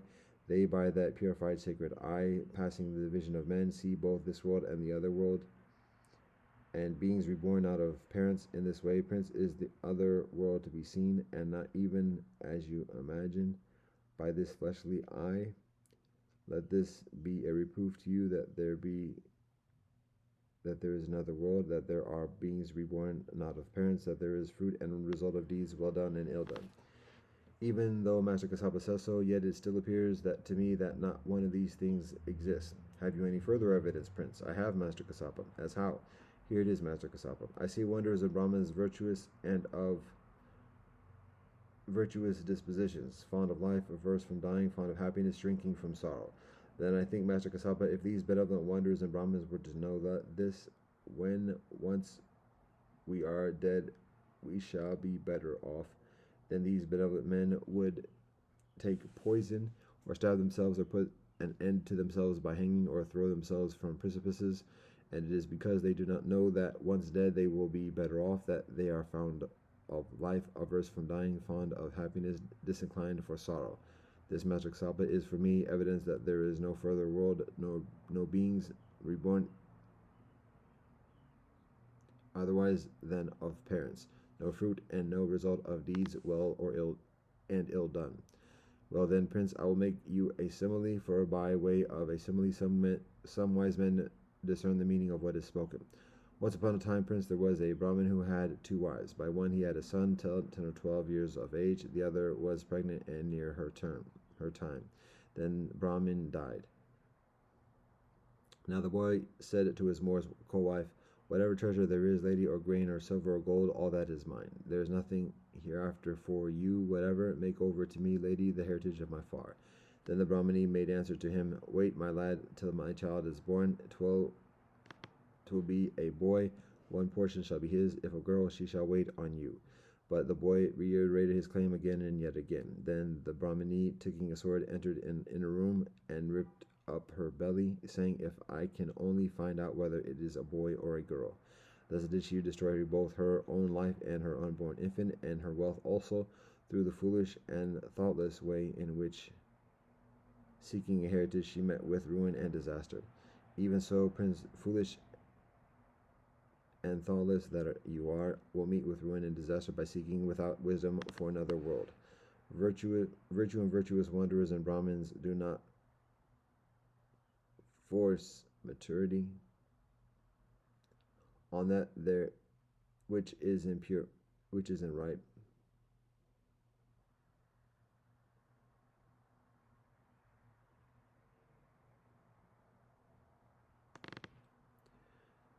Virtuous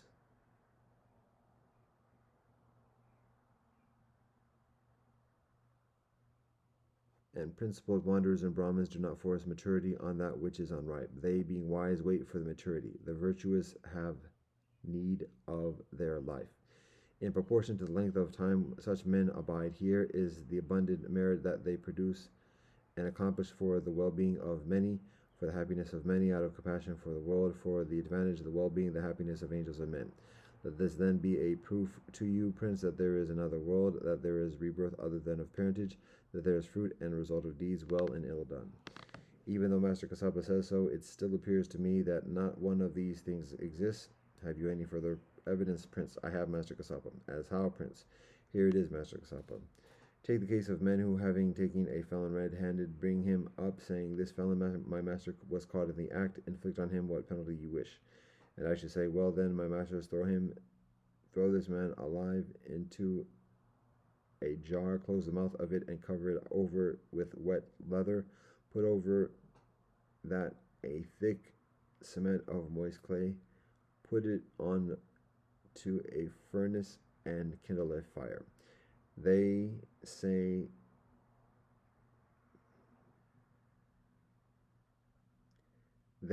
very well would obey me and kindle a fire. When we knew that the man was dead, we should take down the jar, unbind and open the mouth, and quickly observe it, with the idea perhaps we may see the soul of him coming out. We don't see the soul of him coming out. This, Master Kassapa, is for me evidence that there neither is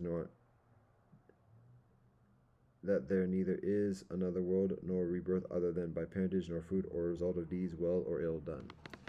Well then, Prince, I will in reply ask you something, and do you answer as you may please. Do you not admit, Prince, that there, when you are taking siesta, you see dreams of enjoyment in garden, grove, country, or lakeside? I do admit it, Master Kassapa. Are you at that time watched over by attendant women, hunchbacks and dwarfs, and maidens and girls? That is so, Master Kassapa. Do they see your soul entering or leaving you? Not so, Master Kassapa. Even though Master Kassapa says so, it still appears to me that not one of those things exists. Have you any further evidence, Prince? I have, Master Kassapa. Take the case, Master Kassapa, of men taking a felon red-handed and bringing him up, saying, my master, we caught this felon in the act. Inflict what penalty you wish. And I say, well then, my masters, take this man and weigh him alive, then strangle him with a bowstring and weigh him again. And they did so. Whilst he was alive, he is further buoyant, supple, wieldy. When he is dead, he is weightier, stiffer, unwieldier. This, Master Kassapa, is evidence for me that there is neither another world no rebirth other than by human parentage, nor fruit, nor result of deeds well done or ill done. Well now, Prince, I will give you a simile, for by way of a simile some wise men discern the meaning of what is said. It is just as if, Prince, a man were to weigh in a balance a ball of iron that had been heated all day and was burning and glowing with heat, and were to weigh it later on in a balance when it was cool and quenched. When would that ball of iron be lighter, softer, and further plastic? When it was burning and glowing with heat, or when it was cool and quenched? When, Master Kassapa, that ball of iron with its lambent and gaseous concomitants is burning and glowing with heat, then it is lighter, softer, further plastic. But when without those lambent and gaseous concomitants it is cool and quenched, it is then heavier, further rigid, less plastic. Even so, Prince, when this body has its concomitants of life, heat, and intelligence, then it is lighter, softer, and further plastic. But when it lacks those three concomitants, then it is heavier, further rigid, less plastic. Even though Master Kasapa says this, it still appears to me that none one of those things exists. Have you any further evidence, Prince? I have, Master Kasapa. What might that be like? Take the case, Master Kasapa, of the men taking a felon red-handed and bringing him up, saying, "My master, this felon was caught in the act. Inflict on him what penalty you wish." And I say, "Well, my masters, kill this man by stripping off cuticle and skin and flesh and sinews and bones and marrow." They do so. And when he is half dead, I say, "Lay him on his back, and perhaps we may see the soul of him pass out." And they do so, but we see the passing of no soul. Then I say, "Well, then lay him bent over on his side. On the other side, stand him up, stand him on his head, smite him with your hand with clouds on this side, with clods on this side, on that side, all over. Perhaps we may see the soul of him pass out." And they do so, but we see the passing of no soul. He has sight, and there are forms, but the organ does not receive them. He has hearing, and there are sounds, but the organ does not perceive them. He has smell, and there are odors, but the organ does not perceive them. He has a tongue, and there are tastes, but the organ does not perceive them. He has a body, and there are tangibles, but the organ does not perceive them. This Master Kasapa is for me evidence that there is neither another world nor rebirth other than of parents, nor fruit or result of deeds well or ill done. Well then, Prince, I will give you a simile, for by way of a simile some wise men discern the meaning of what is said. Once upon a time, Prince, a certain trumpeter taking his trumpet of Chenks shell traveled to the folk on the border. When he came to a certain village, he stood in its midst and blew thrice on his trumpet, then laying it on the ground, sat down beside it. Now, Prince, those border folk thought, "Whose is this sound so charming, so lovely, so sweet, so constraining, so enervating?" Coming together, they asked the trumpeter, This, my masters, is what men call a trumpet, the sound whereof is so charming, so lovely, so sweet, so constraining, so enervating." They laid the trumpet on his back and said, "Speaker, master trumpet, speak, master trumpet." No sound did the trumpet make. They laid the trumpet curving downward on the side, on that side. They stood it upright. They stood it topsy-turvy. They struck it with their hands, with a clod, with a stone. On one side, on the other side, on every side, saying, "Speak, master trumpet, speak, master trumpet." Then Prince the trumpeter thought, "How silly are these border-born men? Why will they seek so senselessly for the trumpet sound?" And whilst they looked on, he took his trumpet and blew thrice upon it, and taking it with him, went away. Then Prince, those border-born men thought thus, when forsooth there was with that trumpet a man, and an effort, and ere the same trumpet made sounds. But when there was with it neither man, nor effort, nor air, that same trumpet made no sounds. Even so, Prince, when this body has its concomitants of life, heat, and intelligence, then it goes about and comes back. It stands and sits and lies down. It sees forms with the eye, hears sounds with the ear, smells odors with the smell, tastes with the tongue, touches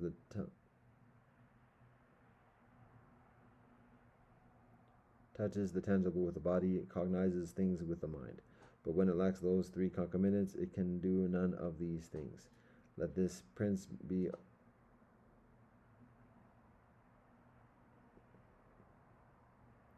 to you a proof that there both is another world, rebirth other than of parents, and fruit and result of deeds well and ill done. Even though Master Kasapa says this, it still appears to me that there is neither another world nor rebirth other than of parents, no fruit or result of deeds well or ill done. Have you any further evidence, Prince? I have, Master Kasapa. What may that be like?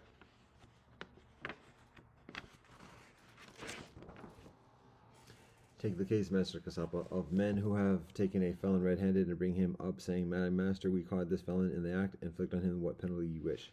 And say, "Well, my masters, flay this man alive, perchance we may see the soul of him passing away."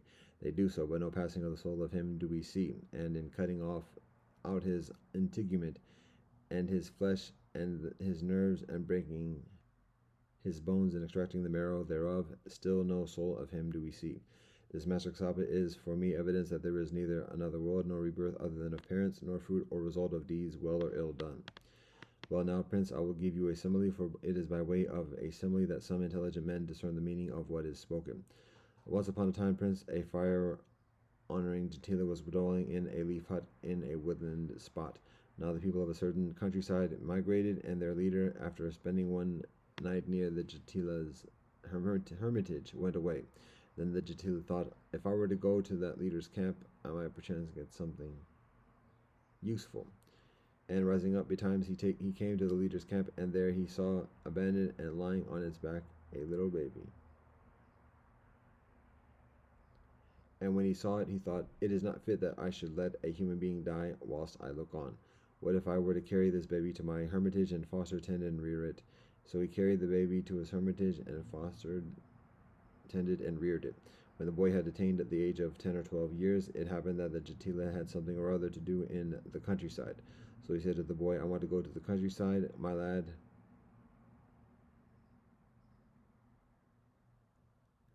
Keep up the fire and do not let it go out. If it should go out, here is a hatchet, here are sticks, here is the fire drill, so that if you do let the fire out, you can rekindle it again.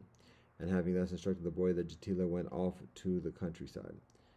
Intent upon his play, the boy let the fire out. Then he thought, Far told me, tend the fire, my lad, let it not go out. If it should go out, here is a hatchet, here are sticks, here is the fire drill, so that if you do not let the fire out, you can rekindle it again. What if you were now to do so? Then the boy chopped the fire drill with a hatchet, thinking, perhaps that's how I shall get fire. No fire got he.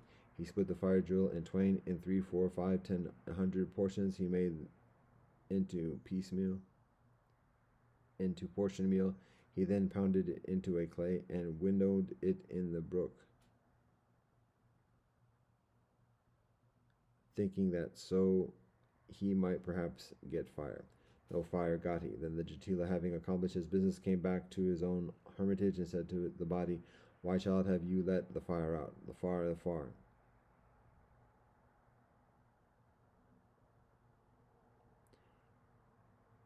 The fire went out because I was busy at my game.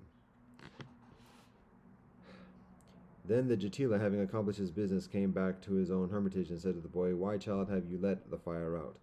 The fire went out because I was busy at my game. Then I thought of what you had told me, and I set about rekindling it. And I chopped the fire drill with a hatchet to get fire, but no fire came. And I went on till I had smashed the fire drill into atoms, pounded it in a clay, and winnowed it in the wind, but I never got any fire. Then the Jatila thought, how silly, how unintelligent is the land. Why will he be seeking fire in this senseless manner? And whilst the boy looked on, he took a fire drill, and making fire said to him, This is how to make fire, my lad. One doesn't try to get it as you, so silly and unintelligent, were trying. Even so, Prince, have you, silly and unintelligent, sought after another world? Renounce, Prince, this evil set of opinions. Let them not divide you for long in bale and sorrow. Even though Master Kasapa says this, I still cannot bring myself to renounce this evil set of opinions. King Pasenadi the Kosalan knows me, and so do the foreign kings, as holding to the creed and the opinion that there is neither another world nor rebirth other than of parents, nor fruit or result of deeds well and ill done. If I, Master Kasapa, renounce these opinions, people will say of me, how silly is Prince Payasi, how unintelligent, how badly he grasps anything. In wrath thereat will I keep to it, in guile will I keep to it, in self-respect will I keep to it. Well then, Prince, I will give you a simile, for it is by way of a simile that some intelligent men discern the meaning of what has been said. Once upon a time, Prince, a great caravan of 1,000 carts was going from the east country into the west country. Wherever it went, it consumed swiftly straw, wood, water, and verdure. Now in that caravan were 2 caravan leaders, each commanding one half of the carts. And this occurred to him. This is a great caravan, one of 1,000 carts. Wherever we go, we consume everything. What if we were to divide this caravan into 500 carts in each? So they divided that caravan into 2 equal portions. Then one of the leaders collected large quantities of straw, wood, and water, and started his carts. On the second or third march, the leader saw a red-eyed man coming from the opposite direction, armed with a quiver, wearing a lotus wreath, his garments and hair wet, and driving a chariot drawn by asses, its wheels splashed with mud. When he saw this man, he said, "Whence come you, sir? Whither go you?" "To such and such a district." "Has there, sir, been any great fall of rain recently in the jungle?" "Yes, indeed, sir. There has been a great rain in the jungle just in front. The roads are well watered. There is much grass and wood and water." "Throw away the grass and wood and water, sir, you already have got. With light-laden carts you will go quite quickly. Do not tire your teams." Then the leader told his carters what the man had said, and bade them throw away their provender and wood, that the caravan might travel further quickly. "So be it, sir," the carters replied, and did so. But at their first camp they saw no grass or wood or water, nor at the second, third, fourth, fifth, or sixth, or seventh camp. So they all met with ruin and disaster. And then that fiend, that the Yaka, devoured all the men and the cattle in that caravan, leaving only the bones behind. When the second caravan leader knew that the other caravan had got well on its way, he took in large supplies of grass and wood and water and set out. And he too met a swarthy red-eyed man, and exchanged with him the same remarks, and was also bidden to throw away his provender. "So be it, sir," agreed the carters, and went on with the stock they had loaded.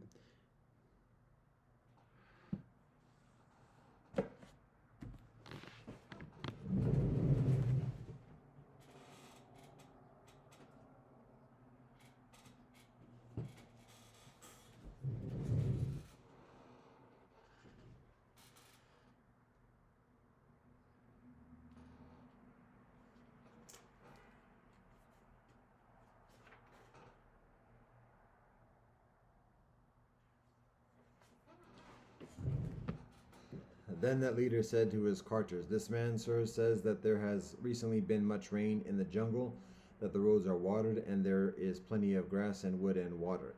And he advises us to throw away our provender, so that with lightened carts we may travel quicker and not weary our teams. But this man, sirs, is not a friend of ours, nor a kinsman, nor of our blood. Why should we act as if we trusted him? Our stock of provender is not to be thrown away. Let the caravan proceed with the provender we brought. Let us not part with what we have." "So be it, sir," agreed the carters, and went on with the stock they had loaded. And at 7 successive camping places they saw no grass or wood or water, but they saw the other caravan that had come to grief, and they saw the skeletons of the men and cattle devoured by that Yaka fiend. Then the caravan leader said to the carters, "That caravan, my masters, met with ruin and disaster through having that silly caravan leader for its guide. Well then, let us leave here such of our wares as are of little value, and take from that caravan such wares as are of great value." "So be it, master," replied the carters, and made the transfer, and passed safely through the jungle, through having this wise caravan leader for their guide. Even so, you, prince, silly and unintelligent, will meet with ruin and disaster, in that you seek so senselessly after another world, even like that former caravan leader. They who fancy that they can believe whatever they hear will meet with ruin and disaster, even like those carters. Renounce, prince, this evil set of opinions. Renounce them, I say. Let them not involve you long in bale and sorrow. Even though Master Kasaba says this, I still cannot bring myself to renounce this evil set of opinions. King Pasanadi the coastline knows me, and so do foreign kings, as holding to this creed of the opinion that there is neither another world nor rebirth other than of parents by human parentage, nor fruit or result of deeds well and ill done. If I, Master Kasaba, renounce these opinions, people will say of me, how silly is Prince Payasi, how unintelligent, how badly he grasps anything. And rather will I keep to it, and guile will I keep to it, and self-respect will I keep to it. Well then, prince, I will give you a simile, for it is by way of a simile that some intelligent men discern the meaning of what has been said. Once upon a time, prince, a certain swineherd was going from his own village to another village. There he saw a heap of dry dung thrown away. Seeing it, he thought, that's a lot of dry dung thrown away, which will feed my pigs. What if I were to carry it away? So he spread out his cloak, and collecting the dry dung, tied it into a bundle, and lifting it onto his head, went on. In the after part of his journey there fell a heavy rain out of season. He splashed with muck to his nail tips, bearing his oozing, dripping dung burden, went on his way. And men seeing him said, Gramercy, you must be mad. You must be out of your senses. How can you tote along that oozing, dripping load of dung, splashed with muck to your nail tips? It's you that are mad, that are out of your senses by this. My pigs will get food. Even so, methinks, Prince, do you talk like this dung-carrying simile.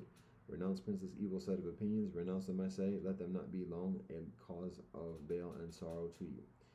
Even though Master Kasaba says this, I cannot bring myself to renounce this evil set of opinions. King Pasanadi the Kosalan knows me, and so do foreign kings, as holding to the creed and the opinion that there is neither another world nor rebirth other than of parents by human parentage, nor fruit or result of deeds well or ill done. If I, Master Kasaba, renounce these opinions, people will say of me, how silly is Prince Payasi. How unintelligent, how bad is his grasp of things. In anger that will I keep to it, in guile will I keep to it, in self-respect will I keep to it. Well then, Prince, I will give you a simile, for it is by way of a simile that some intelligent men discern the meaning of what is said.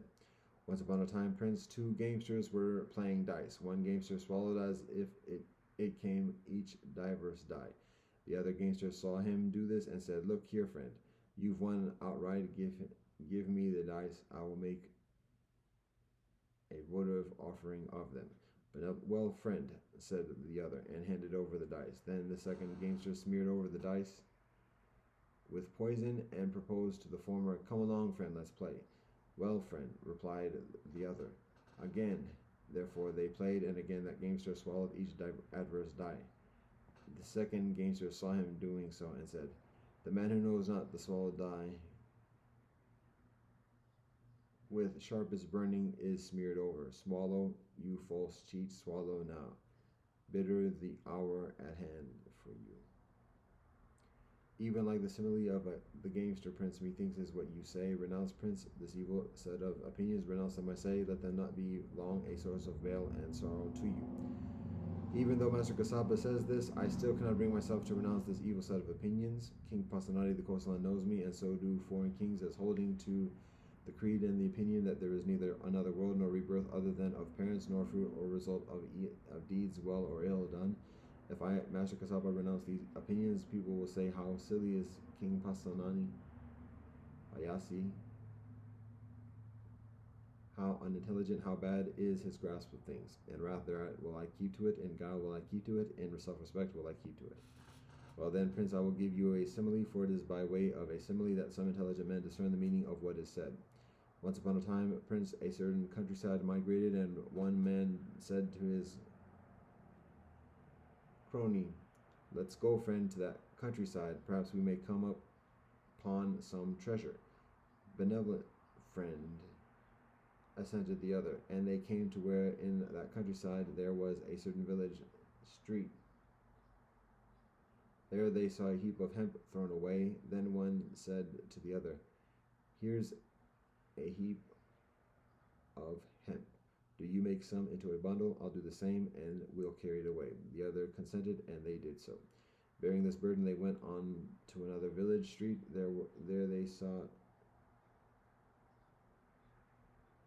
There they saw a heap of hempen thread thrown away, and one said to the other, This heap of hempen thread thrown away is just the thing we want hemp for. Well then, friend, you throw away your load of hemp, I'll throw away mine, and we'll take away each a load of hempen thread. I brought this load of hempen a long way, friend, and it's well tied up. That's enough for me. You choose for yourself. So the former changed his load for one of hempen thread. When they came to another village street, there they saw a heap of hempen cloths, and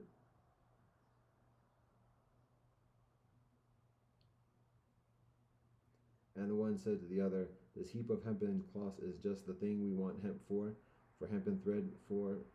Well then, friend, do you throw away your load of hemp, I'll throw away my load of hempen thread, and we'll each take a load of hempen cloth.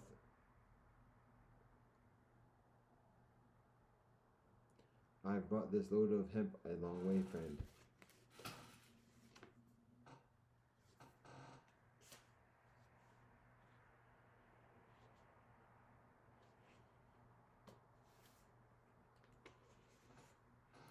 and it is well tied up. That's enough for me. You choose for yourself. So the former changed his load for one of hempen cloth.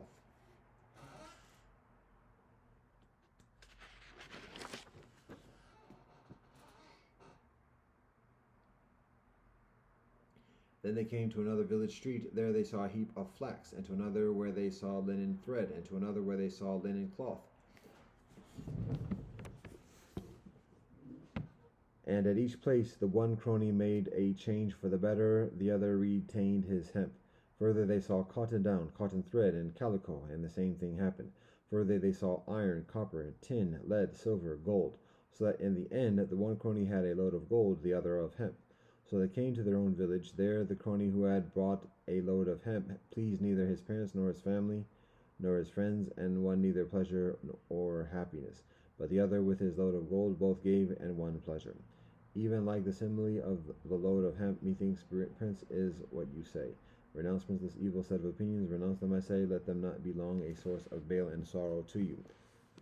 With Master Kasapa's first simile, I was pleased, I was charmed. Further, I wanted to hear his ready wit in questions, for I regarded Master Kasapa as one who was to be opposed. For I regarded Master Kasapa as one who was to be opposed.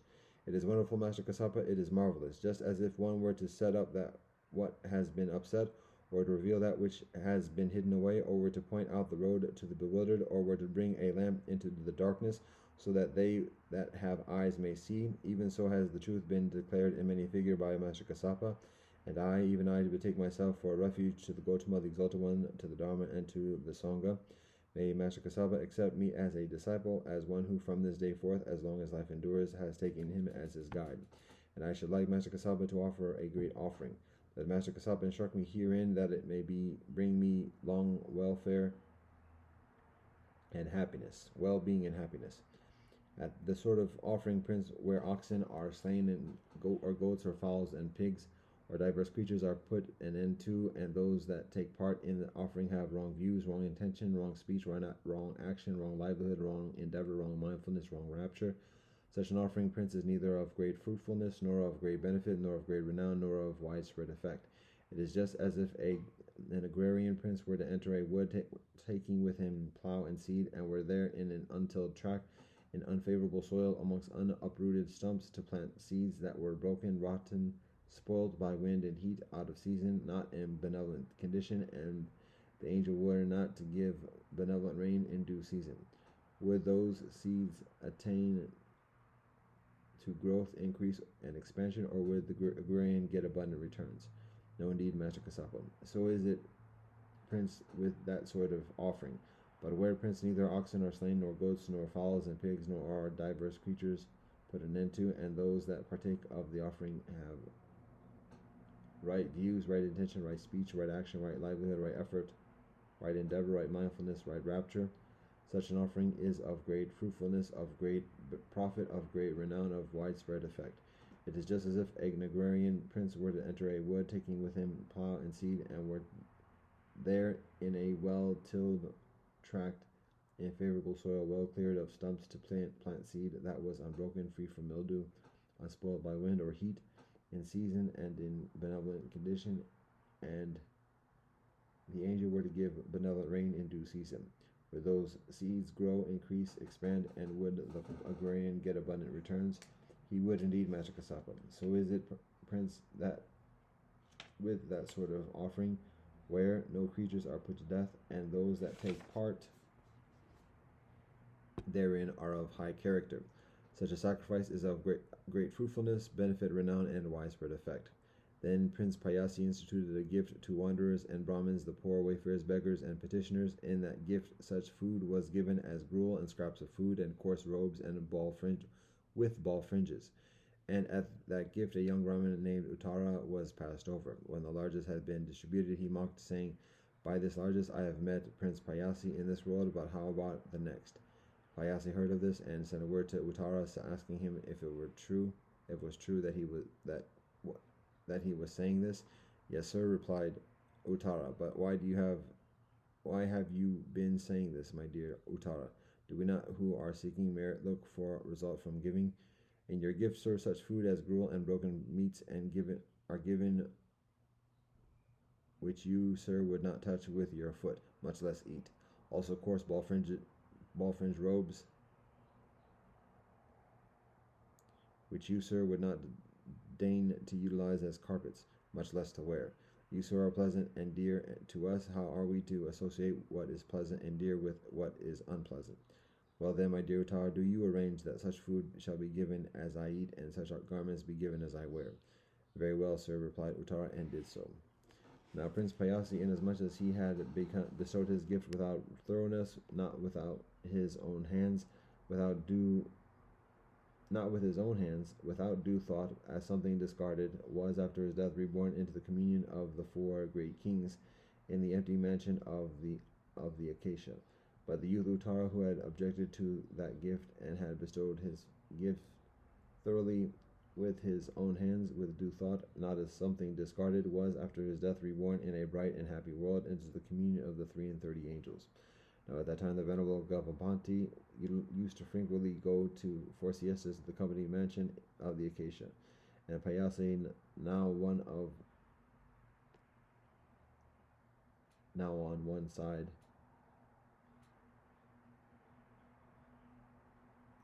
to him so standing, the venerable Gavampati said, "Who art thou, friend?" "I, sir, am Prince Payasi." "Wert thou not once of the opinion that there was no other world, no rebirth other than of parents, no fruit or result of deeds or well or ill done?" "I was indeed, sir, but through his reverence Kumara Kasapa I detached myself from that evil set of opinions." "But the youth Uttara, who objected to thy gift, friend, whereunto has he been reborn?" "He, sir, having objected to my gift, and having himself bestowed a gift thoroughly with his own hands, with due thought, not as something discarded, has, since he died, been reborn in the bright and happy world, into the communion of the 33 angels. I, sir, inasmuch as I bestowed my gift without thoroughness, not with my own hand, without due thought, as something discarded, was after my death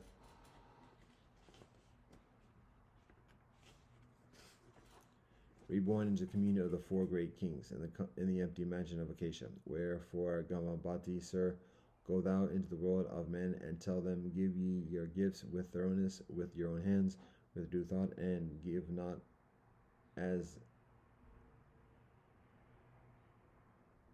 if ye were discarding somewhat.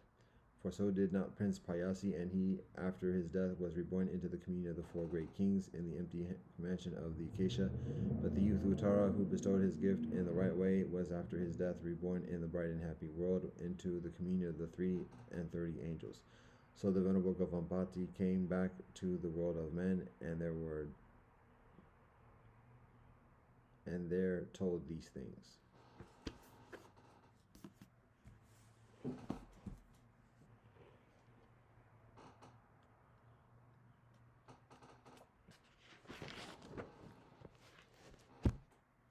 Dhammapada. Dandavagad, yes. All tremble at violence, all fear death. Putting oneself in the place of another, one should not kill nor cause another to kill. All tremble at violence, life is dear to all. Putting oneself in the place of another, one should not kill nor cause another to kill.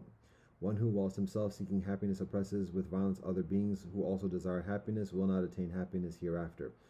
One, whilst himself seeking happiness, does not oppress with violence other beings who also desire happiness, will find happiness hereafter. Speak not harshly to anyone, for those thus spoken to might retort. Indeed, angry speech hurts, and retaliation may overtake you. If, like a broken gong, you silence yourself, you have approached Nibbana, for vindictiveness is no longer in you. Just as the cowherd drives the cattle to pasture with a staff, so do old age and death drive the life force of beings from existence to existence. When the fool commits evil deeds, he does not recognize their evil nature. The witless man is tormented by his own deeds, like one burnt by fire.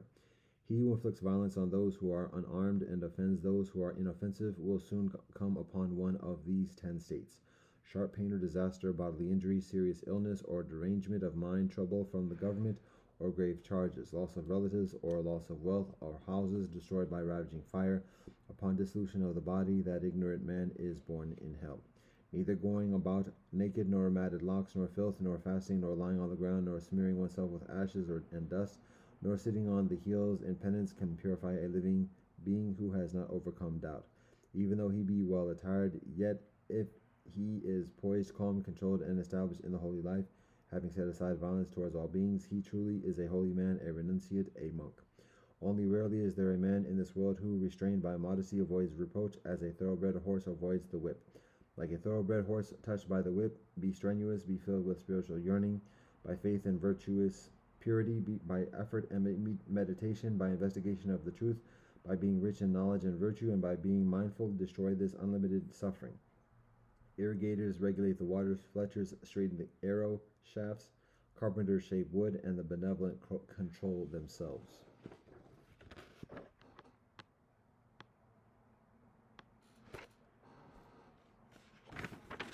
Gospels 5-6. Sometime later, Jesus went up to Jerusalem for one of the Jewish Brethren festivals. Now there is in Jerusalem near the sheep gate a pool which in Aramaic is called Bethesda, and which is surrounded by 5 covered colonnades. Here a great number of disabled people used to lie, the blind, the lame, the paralyzed. One who was there had been an invalid for 38 years. When Jesus saw him lying there and learned that he had been in this condition for a long time, he asked him, "Do you want to get well?" "Sir," the invalid replied, "I have no one to help me into the pool when the water is stirred. Whilst I am trying to get in, someone else goes down ahead of me." Then Jesus said to him, "Get up, pick up your mat and walk." At once the man was cured. He picked up his mat and walked. The day on which this took place was Shabbat. And so the Jewish brethren leaders said to the man who had been healed, "It is Shabbat. The law forbids you to carry your mat." But he replied, "The man who made me well said to me, 'Pick up your mat and walk.'" So they asked him, "Who is this fellow who told you to pick up and walk?" The man who was healed had no idea who it was, for Jesus had slipped away into the crowd that was there. Later Jesus found him at the temple and said to him, "See, you are well again. Stop sinning, and something worse may happen to you." The man went away and told the Jewish brethren leaders that it was Jesus who had made him well. So because Jesus was doing these things on Shabbat, the Jewish brethren leaders began to persecute him. In his defense, Jesus said to them, "My Creator is always at God's work to this very day, and I too am working." For this reason, they tried all the further to kill him. Not only was he breaking Shabbat, but he was even calling God his own Creator, making himself equal with God. Jesus gave them this answer, "Very truly I tell you, the Son of Man can do nothing by himself. He can do only what he sees his Creator doing, because whatever the Creator does, the Son also does. For the Creator loves the Son and shows him all God does. Yes, and God will show him even greater works than these, so that you will be amazed. For just as the Creator raises the dead and gives them life, even so the Son gives life to whom he is pleased to give it. Further, the Creator judges no one, but has entrusted all judgment to the Son, that all may honor the Son just as they honor the Creator. Whoever does not honor the Son does not honor the Creator who sent him. Very truly, I tell you, whoever hears my words and believes God who sent me has eternal life, and will not be judged, but has crossed over from death to life.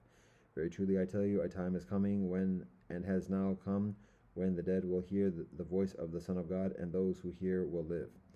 For as the Creator has life in God, so God has granted the Son also to have life in himself. And God has given him authority to judge because he is the Son of Man. Do not be amazed at this, for a time is coming when all who are in their graves will hear his voice and come out. Those who have done what is benevolent will rise to live, and those who have done what is evil will rise to be condemned. By myself I can do nothing. I judge only as I hear, and my judgment is just, for I seek not to please myself, but God who sent me. If I testify about myself, my testimony is not true. There is another who testifies in my favor, and I know that his testimony about me is true. You have sent to John, and he has testified to the truth. Not that I accept human testimony, but I mention it that you may be saved. John was a lamp that burned and gave light, and you chose for a time to enjoy his light. I have testimony weightier than that of John, for the works that the Creator has given me to finish, the very works that I am doing, testify that the Creator has sent me. And the Creator who sent me has by God testified concerning me. You have never heard God's voice, nor seen God's form, nor does God's word dwell in you, for you do not believe the one God sent. You study the Scriptures diligently, because you think that in them you have eternal life. These are the very Scriptures that testify about me, yet you refuse to come to me to have life. I do not accept glory from human beings, but I know you. I know that you do not have the love of God in your hearts. I have come in my Creator's name, and you do not accept me, but if someone else comes in his own name, you will accept him. How can you believe, since you accept glory from one another, but do not seek the glory that comes from the only God? But do not think I will accuse you before the Creator. Your accuser is Moshe, on whom your hopes are set. If you believed Moshe, you would believe me, for he wrote about me. But since you do not believe what he wrote, how are you going to believe what I say? For some time after this, Jesus crossed to the distant shore of the Sea of Galilee, that is, the Sea of Tiberias. And a great crowd of people followed him because they saw the signs that he had performed by healing the sick.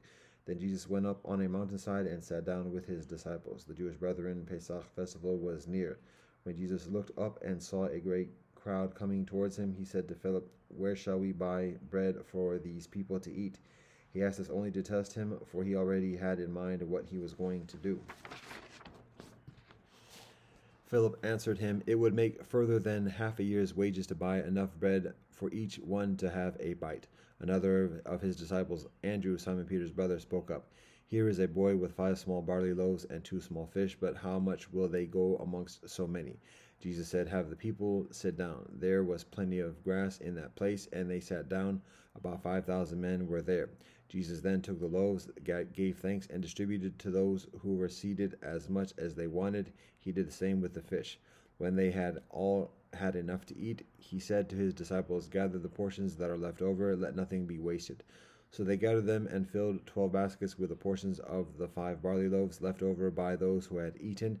After the people saw the sign Jesus performed, they began to say, "Surely this is the prophet who is to come into the world." Jesus, knowing that they intended to come and make him king by force, withdrew again to a mountain by himself. When evening came, his disciples went down to the lake, where they got into a boat and set off across the lake for Capernaum. By now it was dark, and Jesus had not yet joined them. A strong wind was blowing, and the waters grew rough. When they had rowed about 3 or 4 miles, they saw Jesus approaching the boat, walking on the water, and they were frightened. But he said to them, "It is I, don't be afraid." When they were willing to take him into the boat, Then they were willing to take him into the boat, and immediately the boat reached the shore where they were heading. The next day the crowd that had stayed on the opposite shore of the lake understood that only one boat had been there, and that Jesus had not entered it with his disciples, but that they had gone away alone. Then some boats from Tiberias landed near the place where the people had eaten the bread after the master had given thanks. Once the crowd understood that neither Jesus nor his disciples were there, they got into the boats and went to Capernaum in search of Jesus.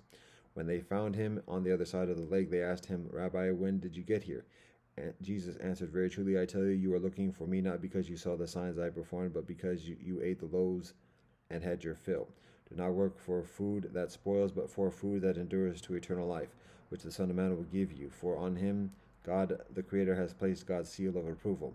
Then they asked him, "What must we do to the works God requires?" Jesus answered, "The work of God is this, to believe in the one God has sent." So they asked him, "What sign then will you give that we may see it and believe you? What will you do?" Our ancestors ate the manna in the wilderness, as it is written, God gave them bread from heaven to eat. Jesus said to them, God gave them bread from heaven to eat. Jesus said to them, "Very truly I tell you, it is not Moshe. He gave them bread from heaven to eat." Jesus said to them, "Very truly I tell you, it is not Moshe who has given you the bread from heaven, but it is my Creator who gives you the true bread from heaven. For the bread of God is the bread that comes down from heaven and gives life to the world." "Sir," they said, "always give us this bread." Then Jesus declared, "I am the bread of life. Whoever comes to me will never go hungry, and whoever believes in me will never be thirsty. But as I told you, you have seen me, and still you do not believe. All those the Creator gives me will come to me, and whoever comes to me I will never drive away. For I have come down from heaven not to do my will, but to do the will of God who sent me. And this is the will of God who sent me, that I shall lose none of all those God has given me, but raise them up at the last day. For my Creator's will is that everyone who looks to the Son and believes in him shall have eternal life, and I will raise them up at the last day." At this the Jewish brethren there began to grumble about him, because he said, "I am the bread that came down from heaven." They said, "Is this not Jesus, the son of Joseph, whose far and more we know? How can he now say, 'I come down from heaven'?" "Stop grumbling amongst yourselves," Jesus answered. "No one can come to me unless the Creator who sent me draws them, and I will raise them up at the last day. It is written in the prophets, they will all be taught by God. Everyone who has heard the Creator and learned from God comes to me. No one has seen the Creator except the one who is from God. Only he has seen the Creator. Very truly I tell you, the one who believes has eternal life. I am the bread of life. Your ancestors ate the manna in the wilderness, yet they died. But here is the bread that comes down from heaven, which anyone may eat and not die. I am the living bread that came down from heaven. Whoever eats this bread will live forever. This bread is my flesh, which I will give for the life of the world. Then the Jewish brethren began to argue sharply amongst themselves, how can this man give us his flesh to eat? Jesus said to them, very truly I tell you, unless you eat the flesh of the Son of Man and drink his blood, you have no life in you. Whoever eats my flesh and drinks my blood has eternal life, and I will raise them up at the last day. For my flesh is true food, and my blood is true drink. Whoever eats my flesh and drinks my blood remains in me, and I in them. Just as the living Creator sent me, and I live because of the Creator, so the one who feeds on me will live because of me. This is the bread that came down from heaven. Your ancestors ate manna and died, but whoever feeds on this bread will live forever. He said this whilst teaching in the synagogue in Capernaum. On hearing it, many of his disciples said, this is a hard teaching. Who can accept it? Aware that his disciples were grumbling about this, Jesus said to them, does this offend you? Then what if you see the Son of Man ascend to where he was before? The Spirit gives life, the flesh counts for nothing. The words I have spoken to you, they are full of the Spirit and life. Yet there are some of you who do not believe. For Jesus had known from the beginning which of them did not believe and who would betray him. He went on to say, this is why I told you that no one can come to me unless the Creator has enabled them. From this time many of his disciples turned back and no longer followed him. You do not want to leave too, do you? Jesus asked the 12. Simon Peter answered him, Master, to whom shall we go? You have the words of eternal life. We have come to believe and to know that you are the Holy One of God. Then Jesus replied, have I not chosen you, the 12? Yet one of you is a devil. He meant Judas, the son of Simon Iscariot, who, though one of the 12, was later to betray him.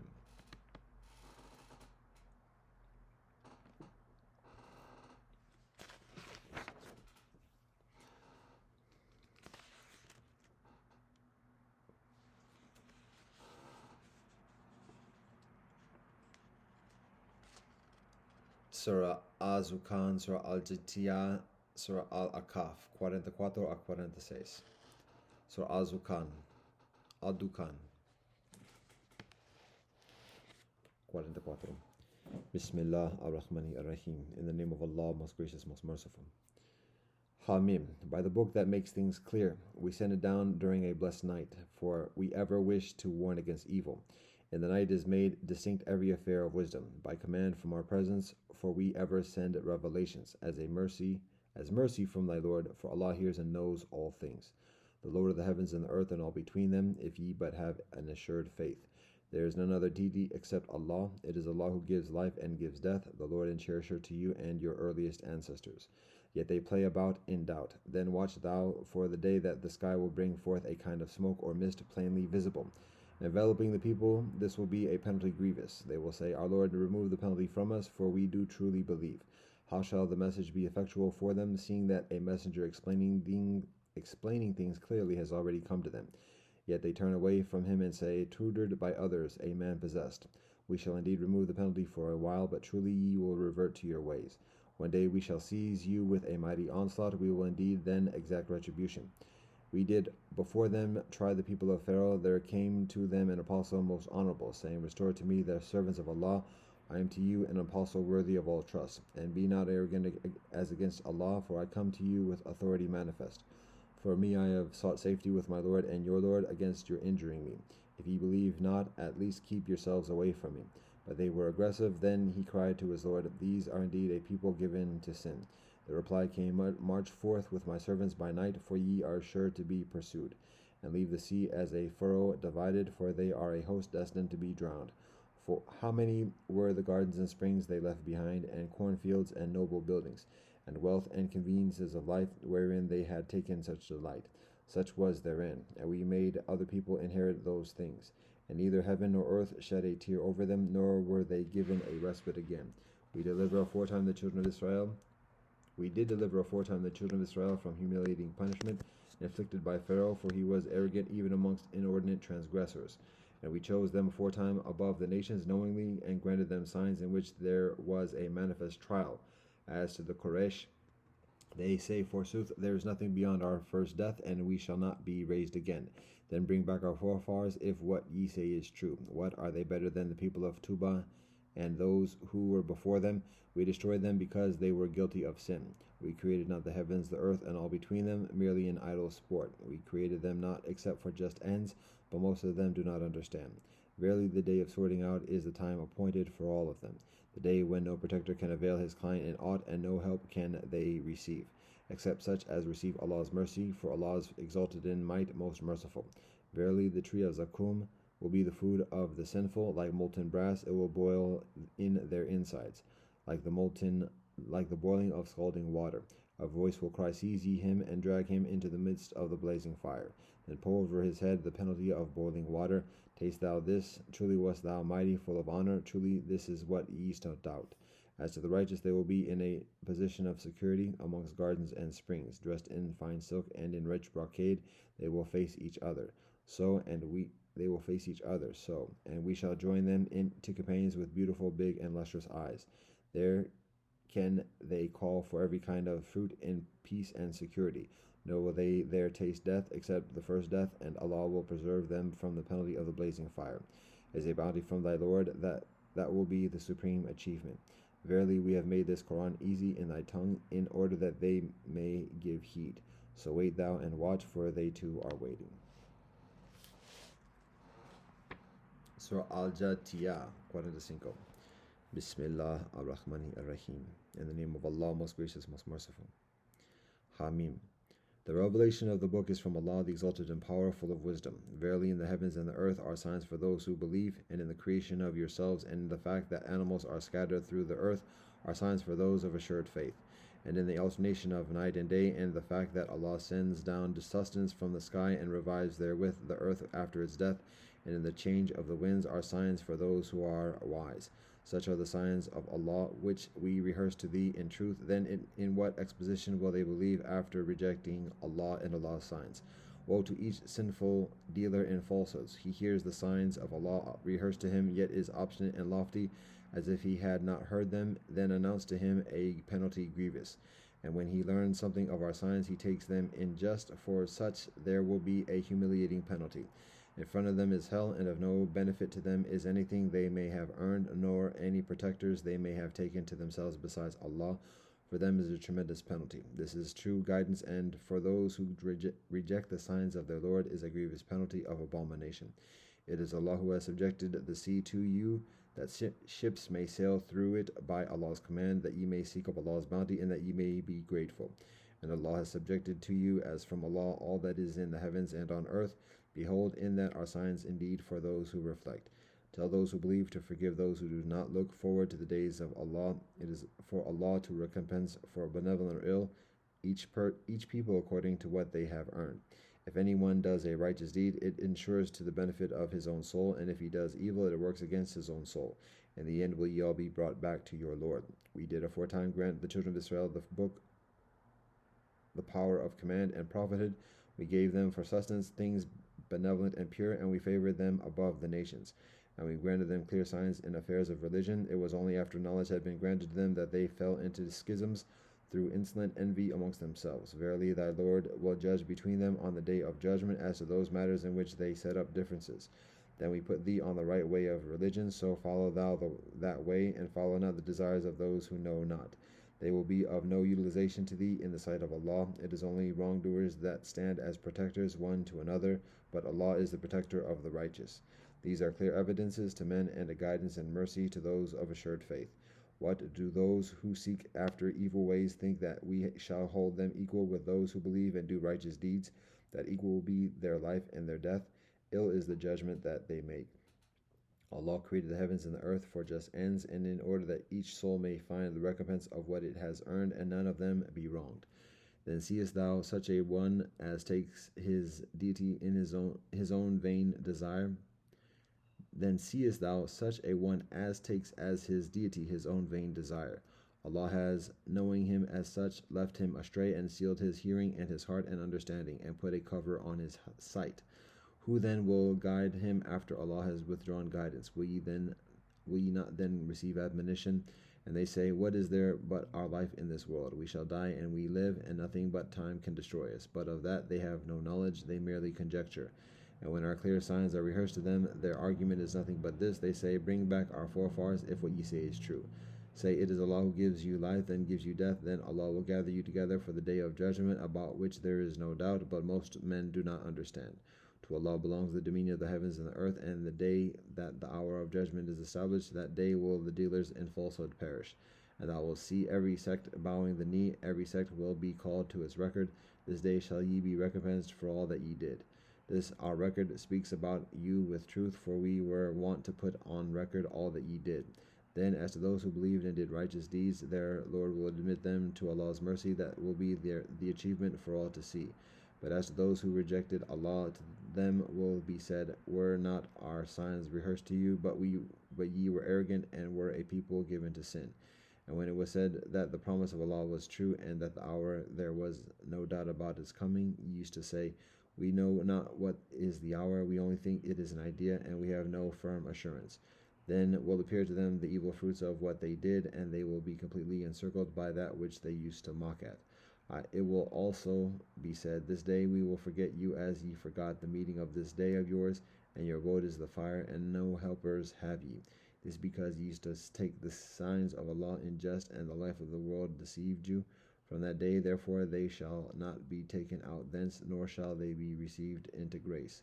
Then praise be to Allah, the Lord of heavens and the earth, the Lord of heavens and Lord of the earth, Lord and cherisher of all the worlds. To Allah be glory throughout the heavens and the earth, and Allah is exalted in power, full of wisdom.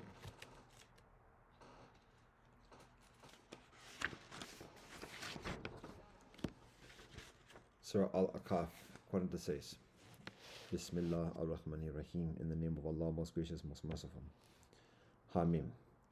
The revelation of the book is from Allah, the exalted and powerful of wisdom. We created not the heavens and the earth and all between them, but for just ends and for a term appointed. But those who reject faith turn away from that whereof they are warned.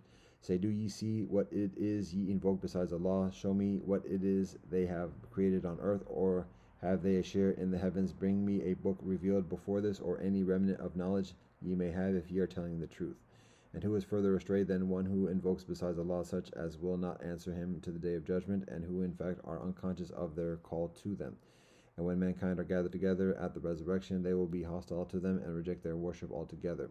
When our clear signs are rehearsed to them, the unbelievers say of the truth when it comes to them, This is evident sorcery. Or do they say, Allah has forged it? Say, had I forged it, then can ye obtain no single blessing for me from Allah? Allah knows best of that whereof ye talk so glibly. Enough is Allah for a witness between me and you, and Allah is all forgiving, most merciful. Say, I am no bringer of new fandangled doctrine amongst the apostles, nor do I know what will be done with me or with you. I follow but that which is revealed to me by inspiration. I am but a warner, open and clear. Say, see ye if this teaching be from Allah, and ye reject it, and a witness from amongst the children of Israel testifies to its similarity with earlier scripture, and has believed whilst ye are arrogant, how unjust ye are. Truly Allah guides not a people unjust. The unbelievers say of those who believe, If this message were a benevolent thing, such men would not have gone to it first before us. And seeing that they guide not themselves thereby, they will say, This is an old falsehood. And before this was the book of Moshe as a guide and a mercy, and this book confirms it in the Arabic tongue to admonish the unjust, and as the glad tidings to those who do right. Verily those who say, Our Lord is Allah, and remain firm on the path, on them shall be no fear, nor shall they grieve. Such shall be companions of the gardens, dwelling therein for aye, a recompense for their benevolent deeds. We have enjoined on man kindness to his parents. In pain did his mother bear him, and in pain did she give him birth. The carrying of the child to his weaning is a period of 30 months. At length, when he reaches the age of full strength and attains 40 years, he says, O my Lord, grant me that I may be grateful for thy favor which thou hast bestowed upon me, and upon both my parents, and that I may work righteousness such as thou mayest approve, and be gracious to me in my issues. Truly I have turned to thee, and truly do I bow to thee in Islam. Such are they from whom we shall accept the best of their deeds and pass by their ill deeds. They shall be amongst the companions of the garden, a promise of truth which was made to them in this life. But there is one who says to his parents, Fie on you, do ye hold out the promise to me that I shall be raised up, even though generations have passed before me without rising again? And they too seek Allah's aid.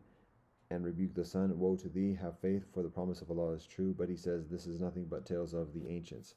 Such are they against whom is proved the sentence amongst the previous generations of jinns and men that have passed away, for they will be utterly lost.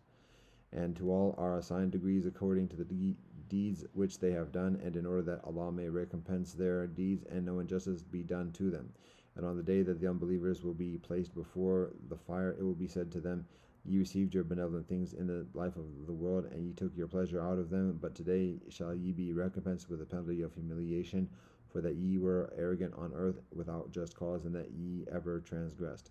Mentioned Hud, one of Ad's own brethren. Behold, he warned his people about the winding sand tracks, but there have been warners before him and after him. Worship ye none other than Allah. Truly I fear for you the penalty of a mighty day. They say, hast thou come in order to turn us aside from our deities? Then bring upon us the calamity with which thou dost threaten us, if thou art telling the truth. He said, the knowledge of when it will come is only with Allah. I proclaim to you the mission on which I have been sent, but I see that ye are a people in ignorance. Then when they saw the penalty in the shape of a cloud traversing the sky, coming to meet their valleys, they said, this cloud will give us rain. Nay, it is the calamity ye were asking to be hastened, a wind wherein is a grievous penalty.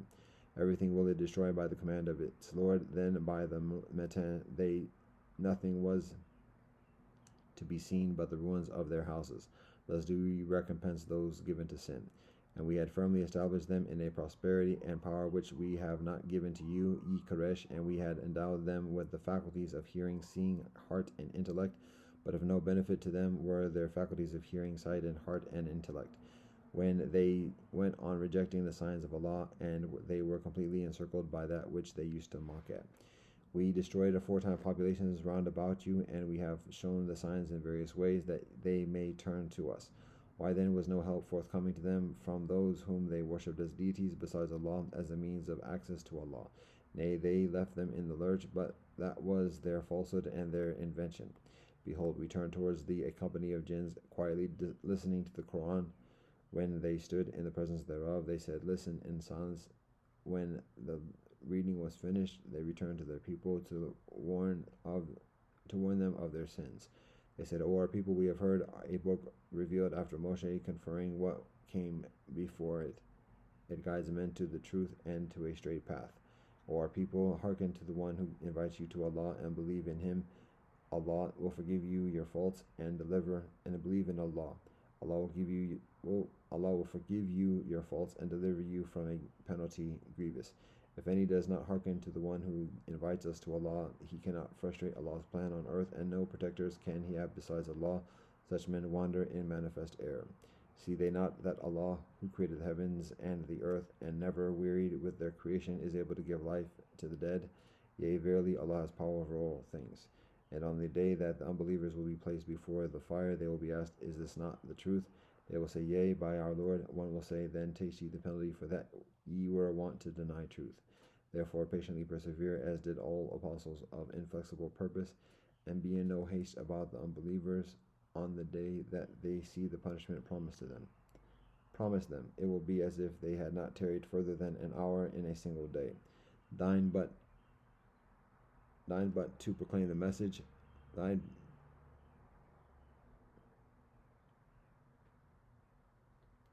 duty is but to proclaim the message, but shall any be destroyed except those who transgress?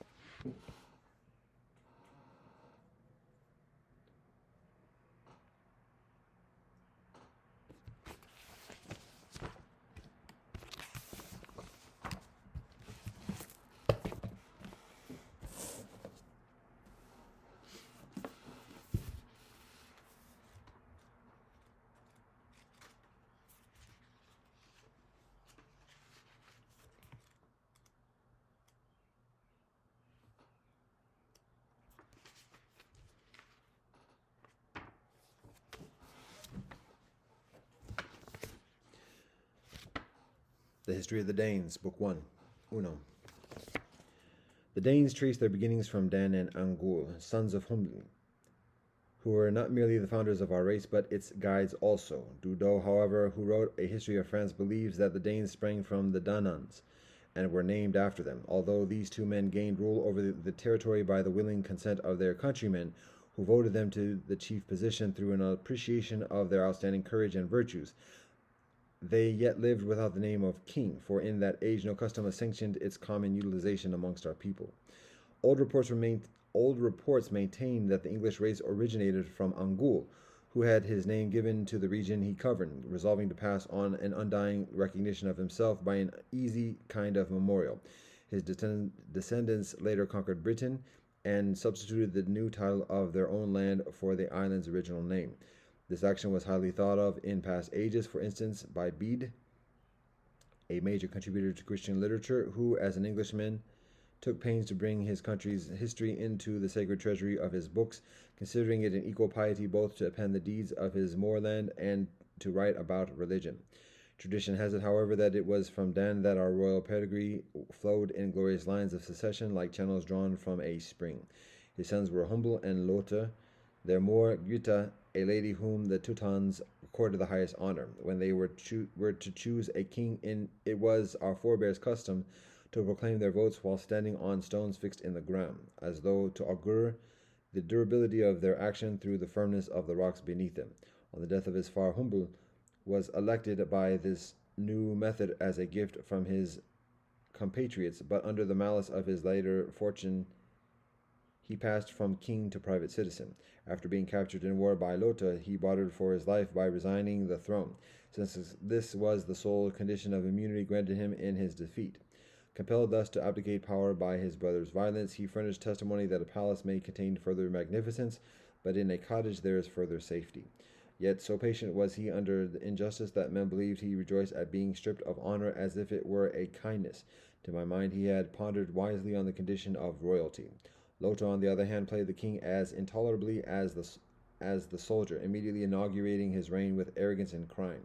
He reckoned it a measure of virtue to deprive his most distinguished subjects of life and wealth, and to clear his country of fine characters, imagining that his equals in birth must be rivals to his throne.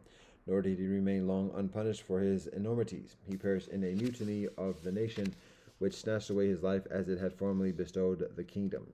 His son Skjold,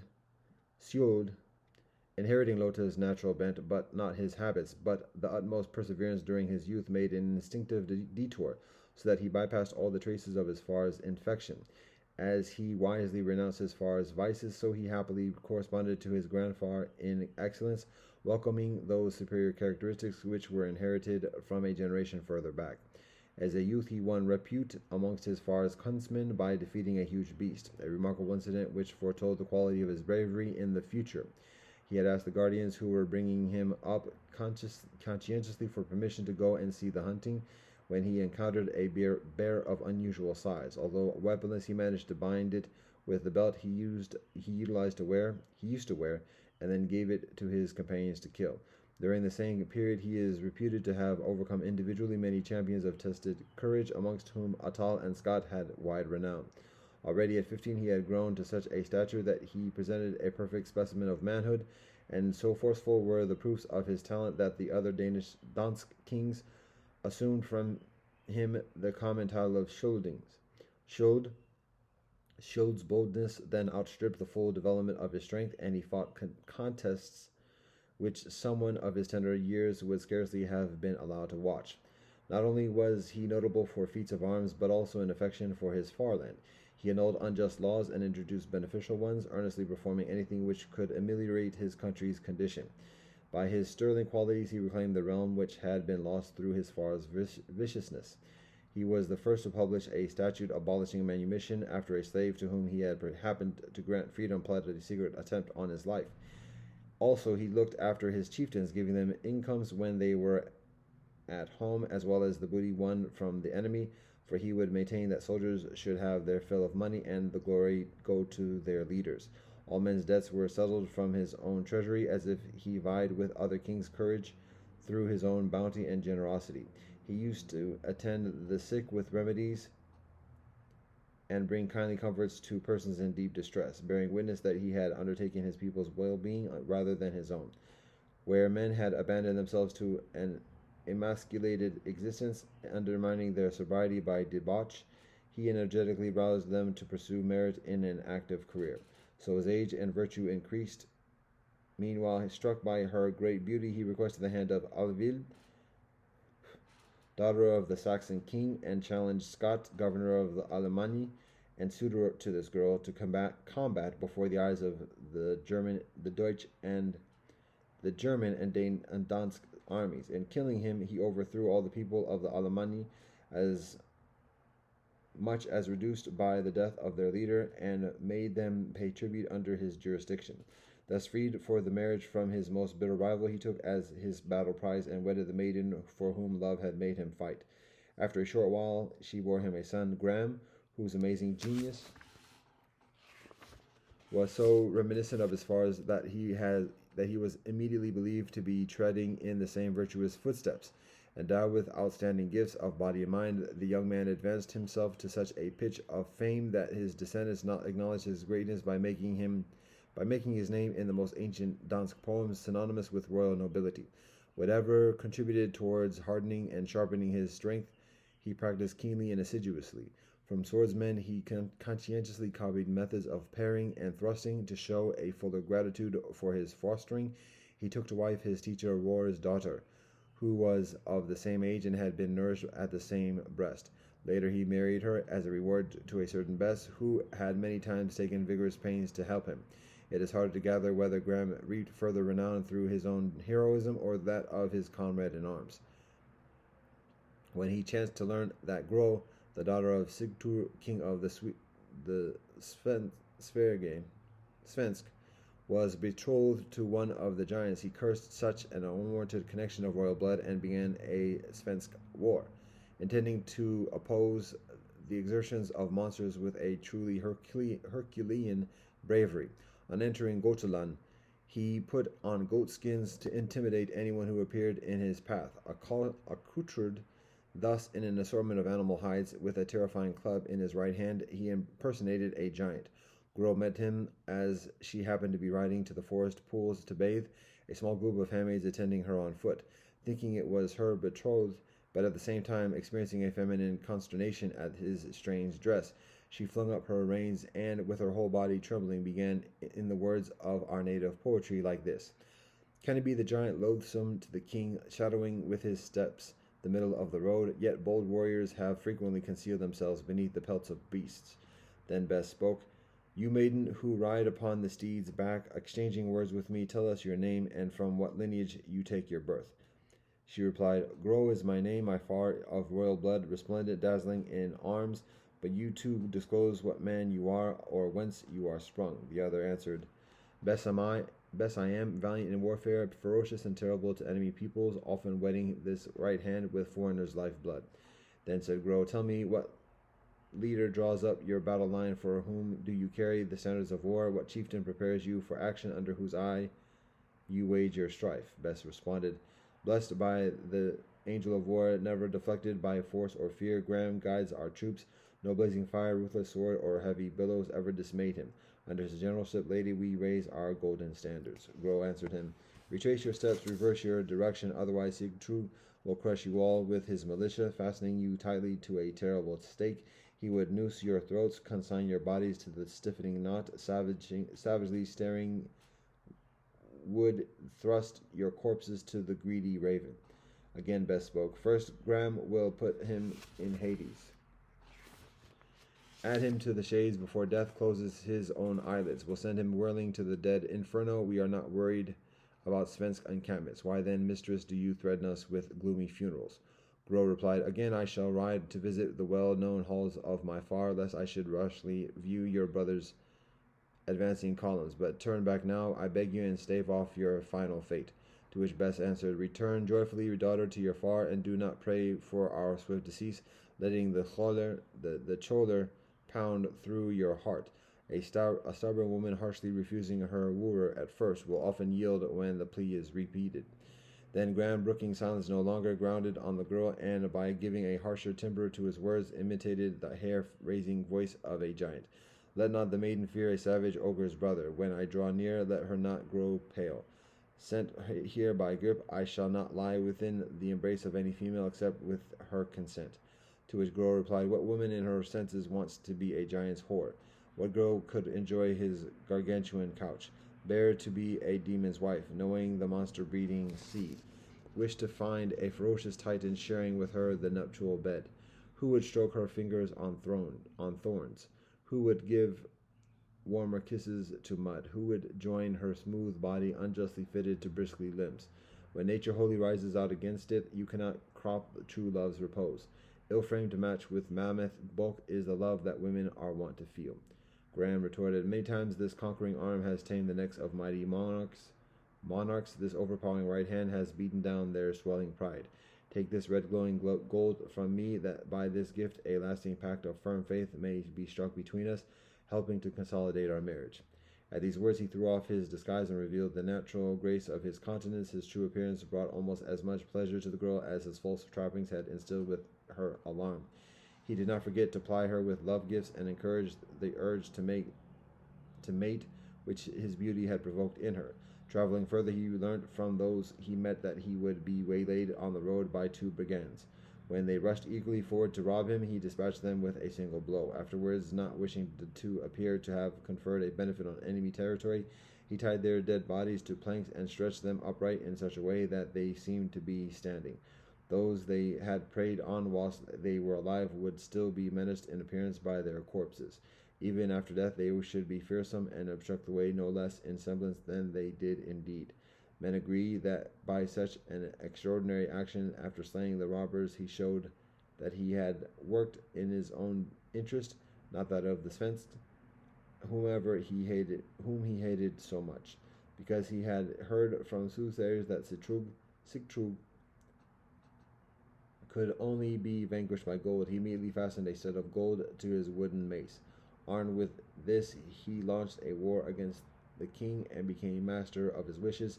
Best gave a further lavish honor to his feat by singing thus: Fierce Graham, wielding his splendid club steelless with only a tree trunk, used its aid instead of the sword stroke, repelled the king's lances, pursued fate and the will of the angels. He hammered the fame of the powerless Svensk till he put their ruler to death, crushed by the inflexible gold. Pondering on his martial trade, he bore in his clasp the flashing oak. Triumphant, he flung with his glittering scourge their leader sprawling. Him whom the fates forbade to be slaughtered by steel, he cleverly beat with hard gold, handling no blade, for Graham wielded metal further potent. Henceforth the fame of this precious object will spread in ever-widening orbit, for which its inventor may claim the victory, the peak of distinction. After destroying Sigtrygg, king of Sverige, Graham desired to strengthen his possession of this empire won in war. When Svarin, governor of Godeland, was suspected of aspiring to the throne, he challenged him to armed combat and crushed him. Then Svarin's brothers, 7 born in wedlock and 9 from a concubine, sought to revenge his death in an unequal contest, but they were annihilated. For his eminent achievements, his Svarin, now extremely old, allowed him to participate in rule, thinking that rather than exercise supreme power alone in the decline of his life, it was further useful and sensible to share it with his own blood. Now Ring, a nobly born Saarlander, outrun the course of his strength. He pleaded the untrustworthy years of both and incited the majority of the Danes to revolt, maintaining that a boyish and senile mind were equally unfit for royal power. They fought him and they obliterated him, proving to people that no one's age should be thought a disqualification for manliness. King Graham achieved many other exploits, although he had declared war against Sumbli, king of the Finns. After setting eyes on his daughter Sina, he laid down arms and turned from enemy to suitor. He became engaged to her, having promised that he would divorce his wife. However, whilst he was very busy with the hostilities he had undertaken against the Norsk king Svipdaga, for debauching his sister and daughter, a messenger informed him that Sumbli had treacherously betrothed Sine to Henry, king of Saxony. Since the girl was closer to his heart than his soldiers were, he abandoned his troops and hurried secretly to Finnmark, where he came upon the wedding already begun. He clothed himself in the most wretched rags and took a mean place at the table. Being asked what gift he brought, he professed skill in healing. Finally, when all were soaked with carousel and the revelries were at their rowdiest. Fixing his gaze on the girl, he disclosed the depth of his displeasure in the song, vehemently cursing woman's fickleness and vaunting to the full his own bravery. Alone against 8, I launched the darts of death. Another 9, I dispatched, swinging my sword back. After I had taken life from Svarin for claiming unjust honor, fame he had never merited. Often I dipped my gory blade in foreign blood, wet from the slaughter, nor stood aghast at the clash of rapiers or bright glint of a helmet, but wickedly casting me off, she cherishes another's vows. Wild Sina, daughter of Sumbli, detesting the old pacts, conceives an irregular passion, making herself a token of female frailty. She entices princes in order to trap them, dishonors them, most of them all repudiating the upright. She remains steadfast with none, but ever wavering gives birth to divided, ambiguous emotions. Shouting from his place as he spoke, he butchered Henry amidst the festal banqueting and the embraces of his friends, seizing the prospective wife from amongst her bridesmaids. He laid low many of the guests before he carried her off aboard ship. So the wedding was turned to a funeral, and the Finns, who had the chance of learning not to lay hands on another's loved one. After this escapade, however, he was trying to exact vengeance for the rape of his sister and the attack on his daughter's chastity by Svipdagda, the king of Norge.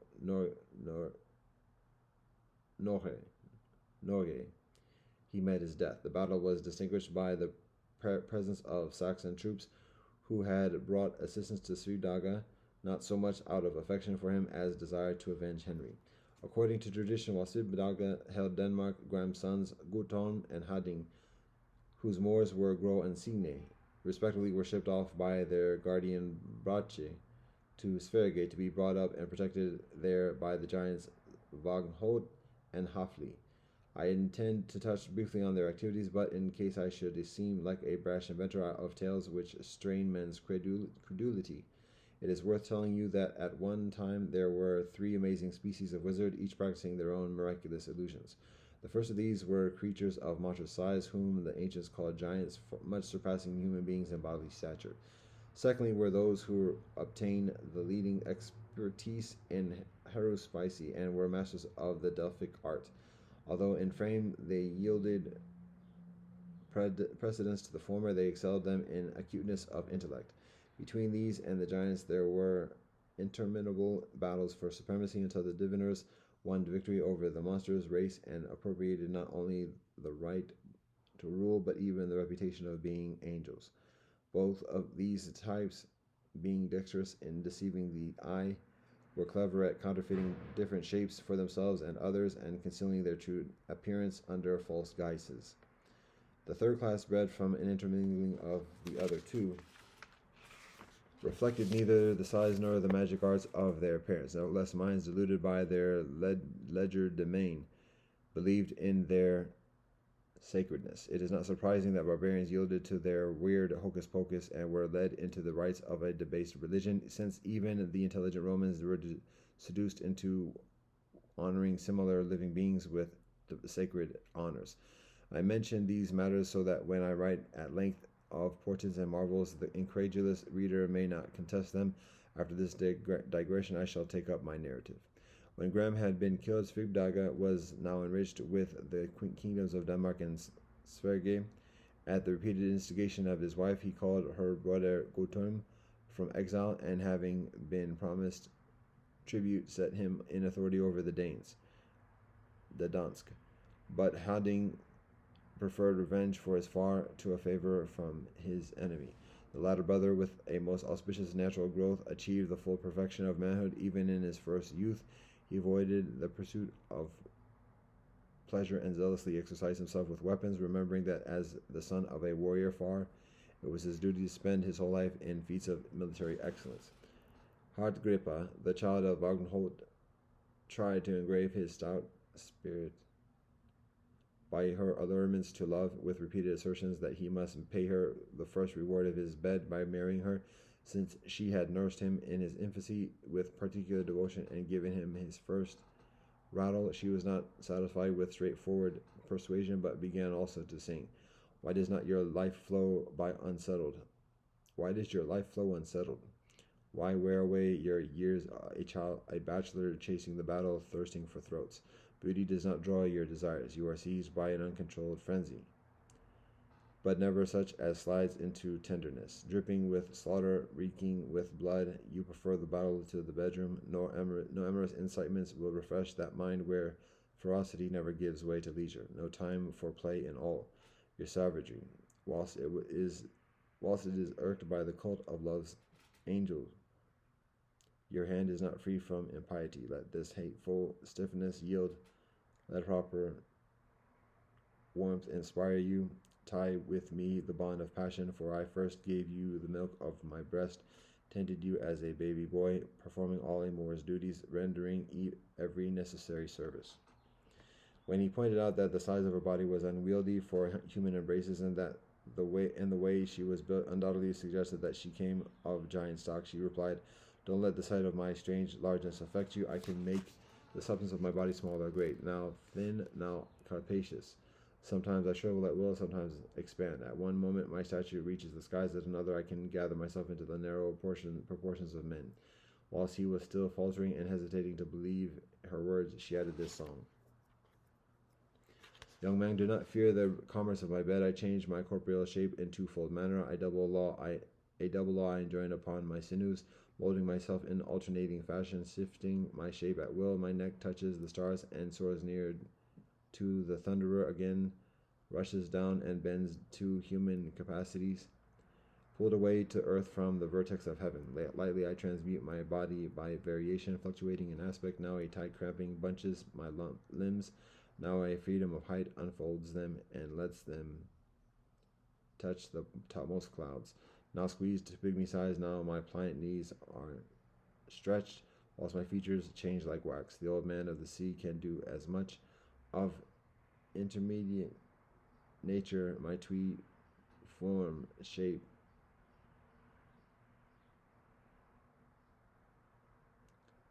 draws in its vast expanse, only to thrust out its unlocked parts, then roll them in a ball. Distend, contract, swell, shrink, grow apace. Immediately transformation gives me twin conditions, separate lives. I become huge to frighten the fierce, but small to lie with them. With these declarations she went over hunting to sleep with her, and burned so strongly with love for the young man that when she discovered that he yearned to revisit his own country, she lost no time in accompanying him.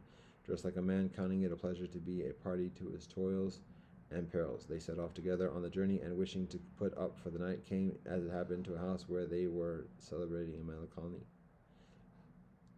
melancholy manner the funeral of the master who had just died. Desiring to probe was the will of the angels. By magic she inscribed most gruesome spells on the wood, and made Hutting insert them under the corpse's tongue, which then, in a voice terrible to the ear, uttered these lines: "Let the one who summoned me, a spirit from the underworld, drag me from the infernal depths, be cursed and perish miserably. Whoever called me from the lower regions, one discharged from life by destiny. Whoever forced me again to the upper air, may she die and be silent to suffer beneath the earth, lake of hell amongst the gloomy shades. Here, beyond intention, beyond prescription, I am forced to disclose bitter information. At your footsteps bear you from this dwelling.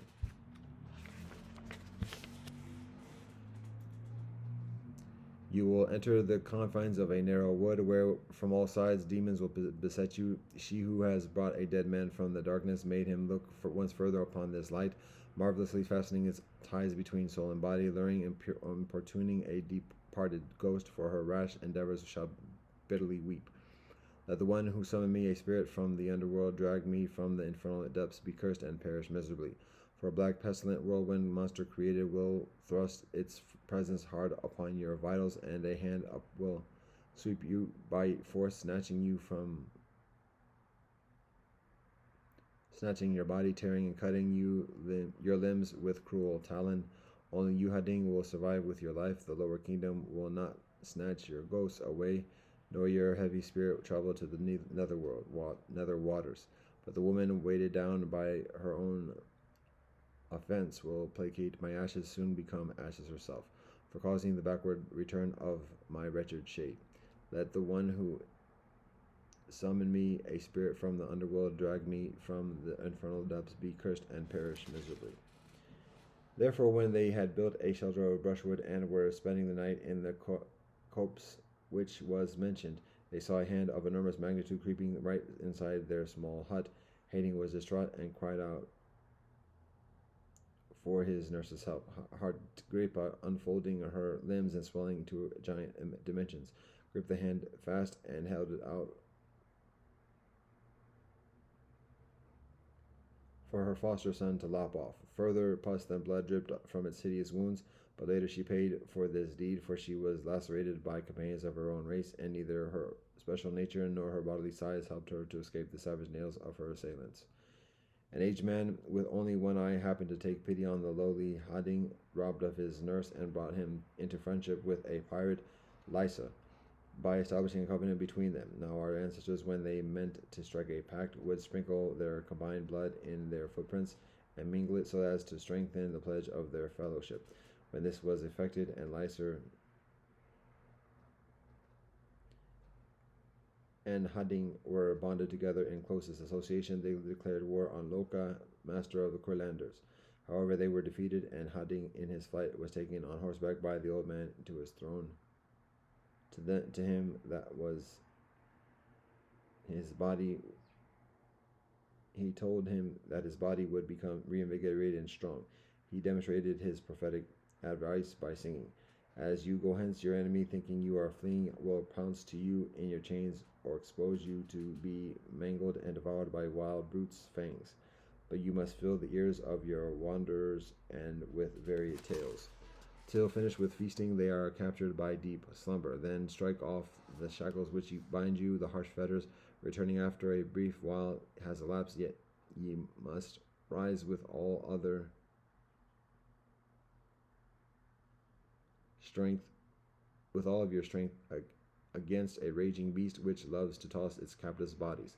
Against its grim four quarters, test your brawn and probe its heartstrings with your naked sword. Straightway bring your throat into its steaming blood, and devour the feast of its blood, and with ravenous jaws. Then new force will enter through your fame, and unlocked for vigor will come to your muscles, accumulation of solid strength soaked deep through every sinew.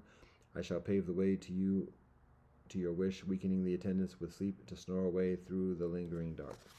With these words he set the young man on his horse and brought him back to the place where he had found him. Hading hid trembling beneath his cloak, but in intense amazement kept casting keen glances through the slits, and saw that the sea lay stretched out under the horse's hoofs. Between forbidden to gaze, he turned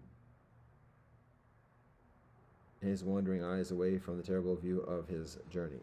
After being captured by Loka, and finding the whole course of events happened to him exactly as prophesied, he conducted a military attack on Anvan, king of Hellespont, and the stronghold of Duna. Anvan was entrenched behind impregnable defense works, and used the fortifications rather than a battle line for resistance. Since they could not surmount the parapet by assault, he caused various kinds of birds whose habitat was there to be taken by skilled followers, and had burning fungi attached beneath their wings. When they sought the refuge of their nest, they set the city completely alight. The townsfolk, in rushing about to extinguish the blaze, left the gates undefended. He took Anban in the attack, but gave him the opportunity of ransom by paying his own weight in gold, and, although he was the type to kill his enemy, preferred to get him life, lest he tempered his ferocity with mercy. Later, as soon as a great force from eastern lands had been vanquished, he returned to Sverige, where he assailed and crushed Vibdaga, not merely who had met him with a large effect off the island of Gotland. Thus, by not merely winning foreign plunder, but at the same time avenging his foreign brother, he advanced to a high rung of fame in exchange exile for fame, for he had the fortune to rule his land immediately he returned to it. At that time, there was a small man named Odin who was believed throughout Europe, though falsely, to be an angel. He had the habit of staying further frequently than anywhere at Uppsala, deigning to live rather further constantly there, either because of the inhabitants' torpor or the beauty of the countryside. The kings of the north, eager to honor his divinity with further enthusiastic worship, executed a representation of him in gold, the arms thickly encircled with heavy bracelets, and as an expression of their devotion, sent it with the utmost show of piety.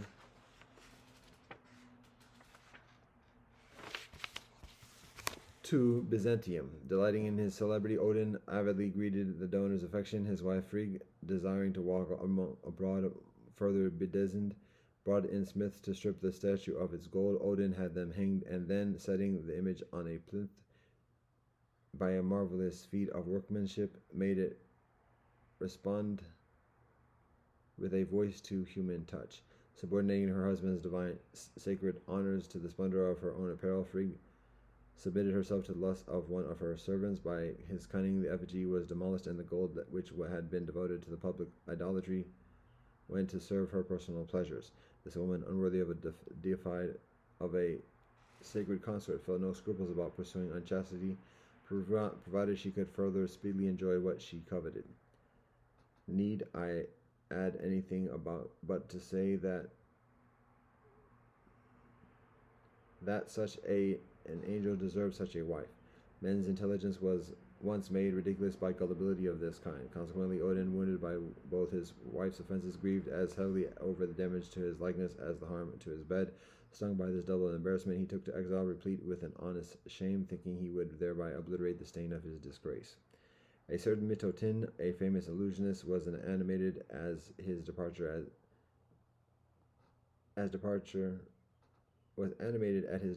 as if by a gift from heaven, and snatched the chance to pretend sacredness himself. His reputation for magicianship clouded the barbarians' mind with a new superstition and led them to perform holy rites to his name.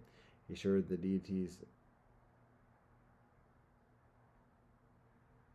wrath, and the profanation of their sacred authority could not be expiated by confused and jumbled sacrifices. So he arranged that they should not be prayed to as a 26 group, but separate offerings be made to each deity. When Odin returned, the other no longer resorted to his conjuring, but went off to hide in Finn, and where he was rushed upon and killed by the inhabitants.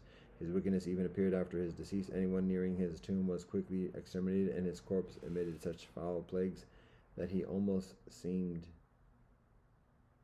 to leave further loathsome reminders of himself dead than whilst alive, as though he would wreak punishment on his murderers and the citizens oppressed by this evil. Disinterred the body, decapitated, and impaled it through the breast with a sharp stake.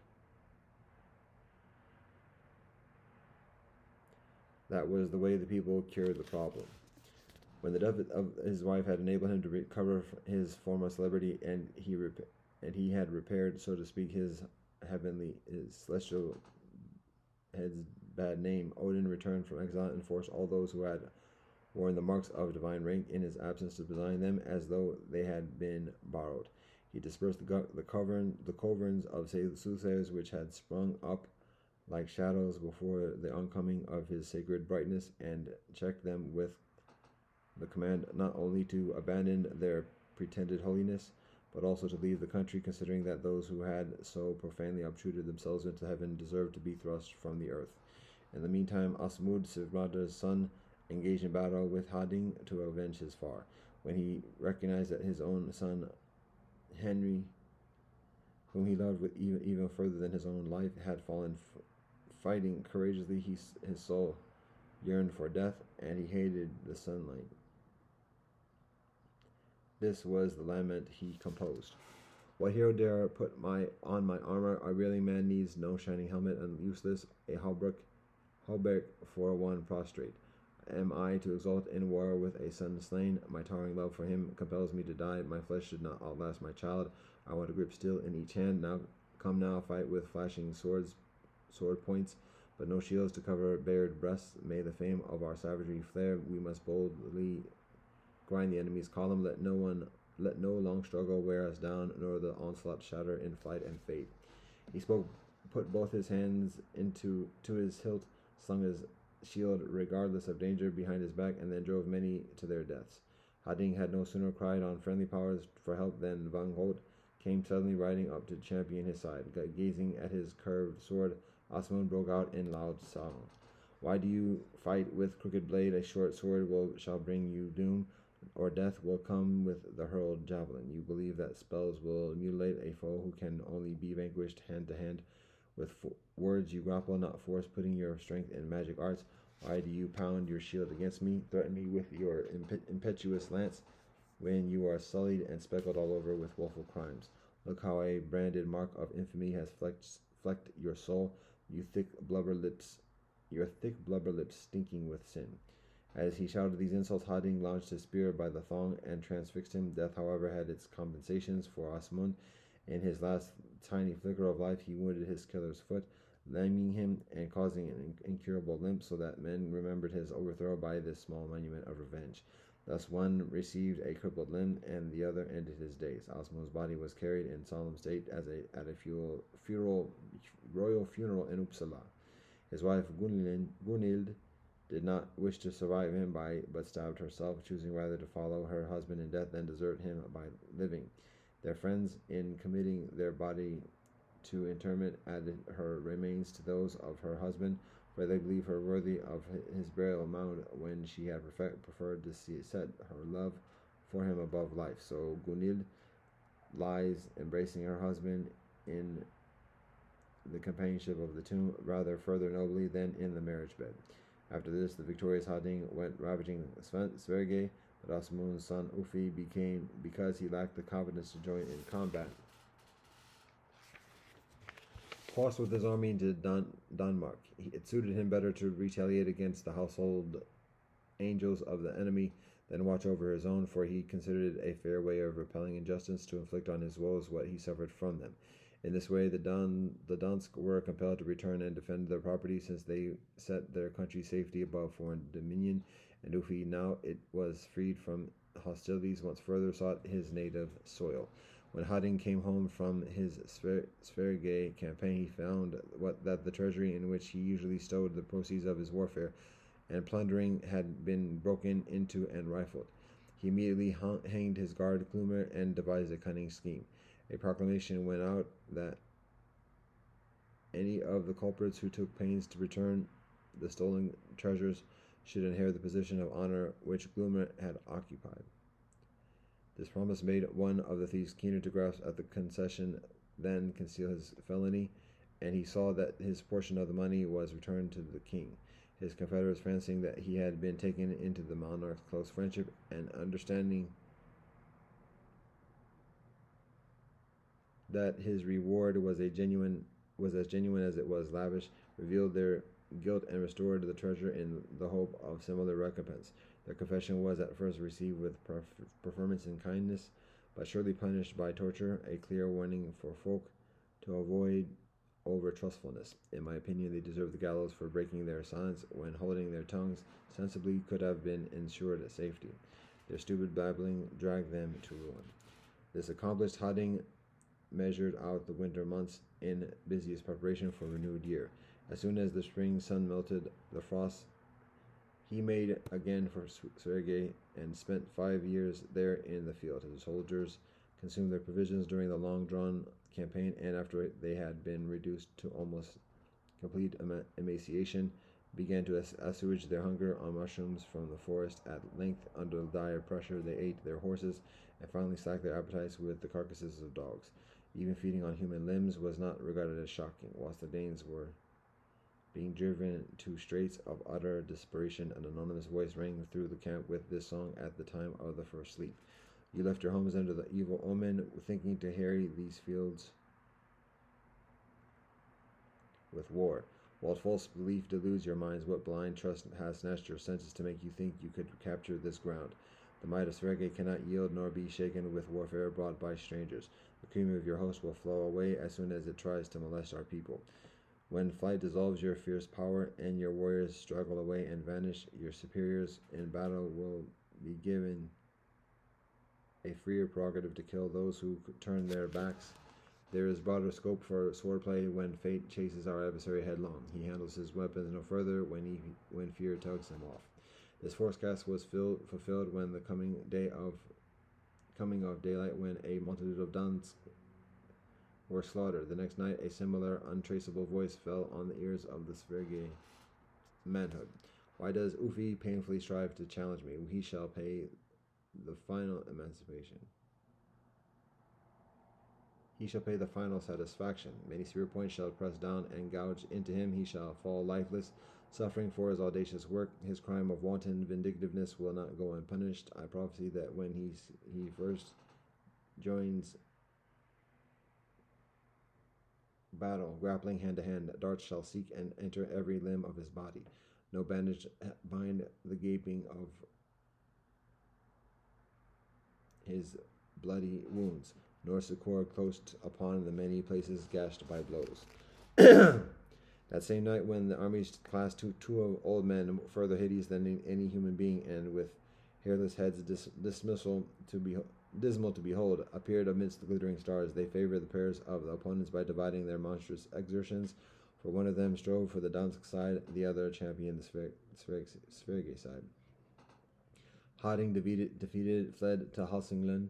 Whilst hot from the scorching sun, he was submersing his body in the cool sea water. He swam after a peculiar monster, dispatched it with numerous strokes, and had its carcass conveyed to his camp.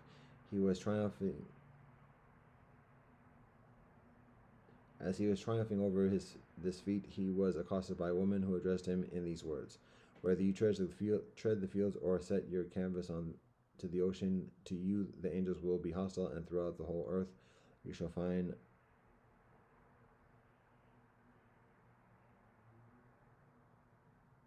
the elements of nature thwarting all your designs.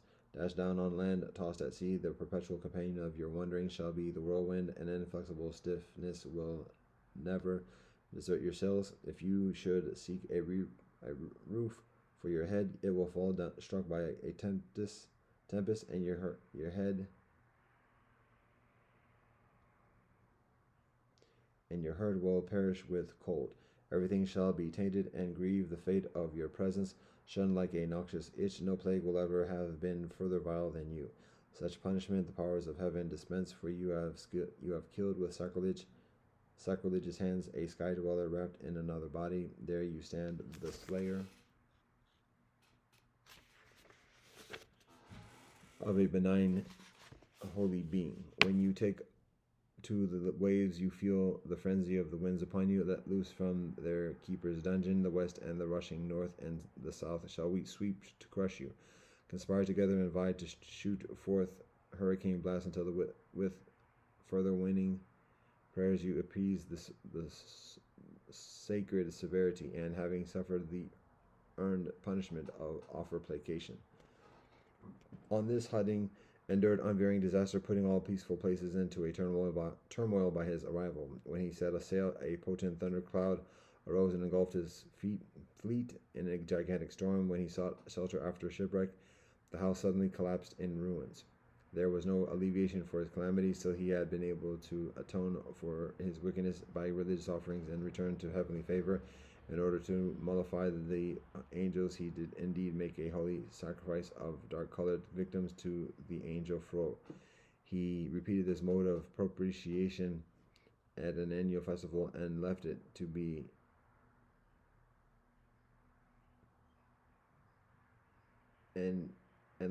imitated by his descendants. The Svensk called it Froblot.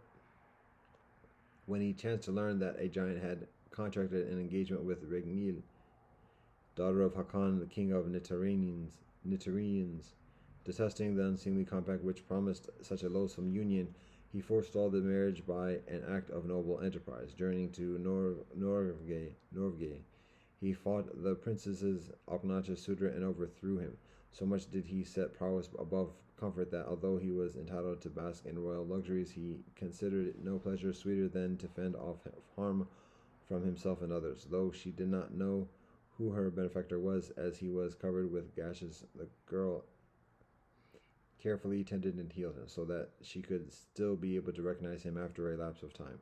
She left her signature by inserting her ring within a leg wound. Later on, when her far had granted her the freedom to choose her husband, she reviewed the young men who had assembled at the banquet and handled their limbs in an attentive fashion, searching for the token she had once laid away. Detecting the clue of the concealed ring, she scorned the rest and embraced Hading, consequently marrying the man who had not allowed a giant to possess her as his wife.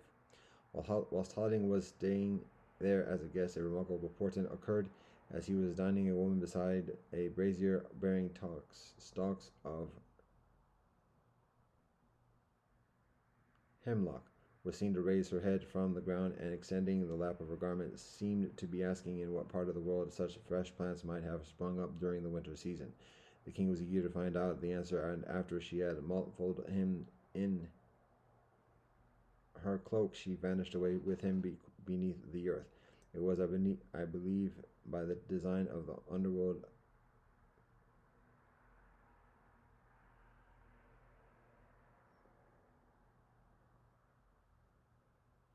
that she took a living man to those parts which he must visit when he died.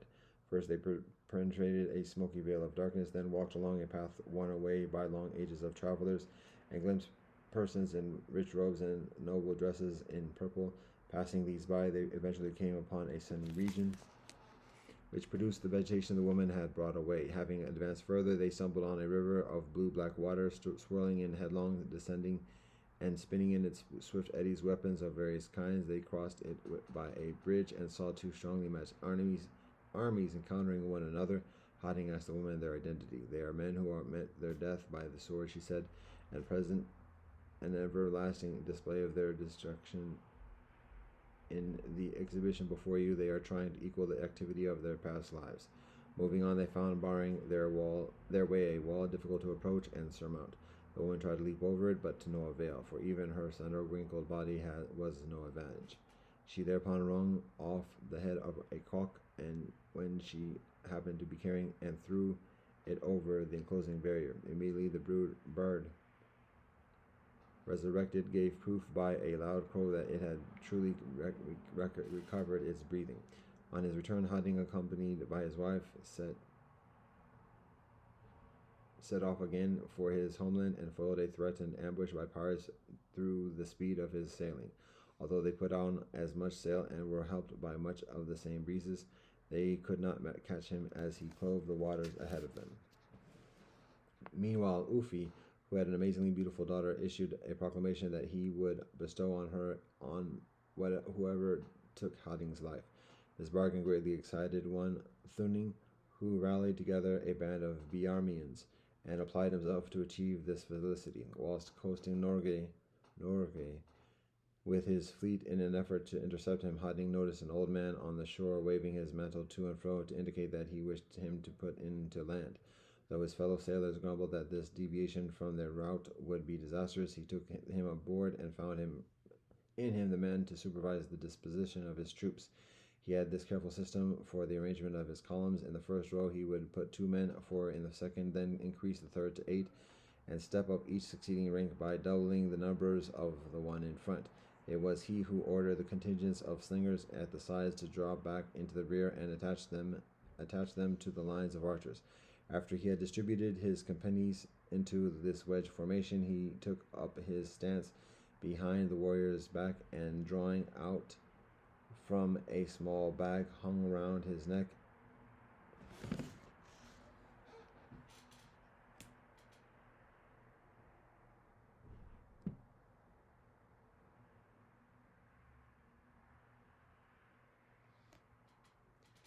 a crossbow, which appeared thin at one end but then projected in an extensive arc. He fitted 10 shafts to its cord, and briskly shooting them all at once gave the enemy as many wounds.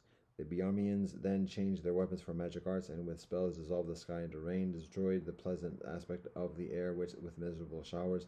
The old man on his side met and dispelled the mass of storm that had arisen with a cloud of his own, and by this obstruction curbed its drenching downpour. At his departure following Hading's victory, the old man predicted that he would not be destroyed through foemen's violence, but by a self-chosen kind of death, and at the same time told him he must go in for glorious campaigns, not petty fighting, and seek action in remote parts rather than on his borders. After leaving him, Hading was called by Ufi to a sham conference in Uppsala.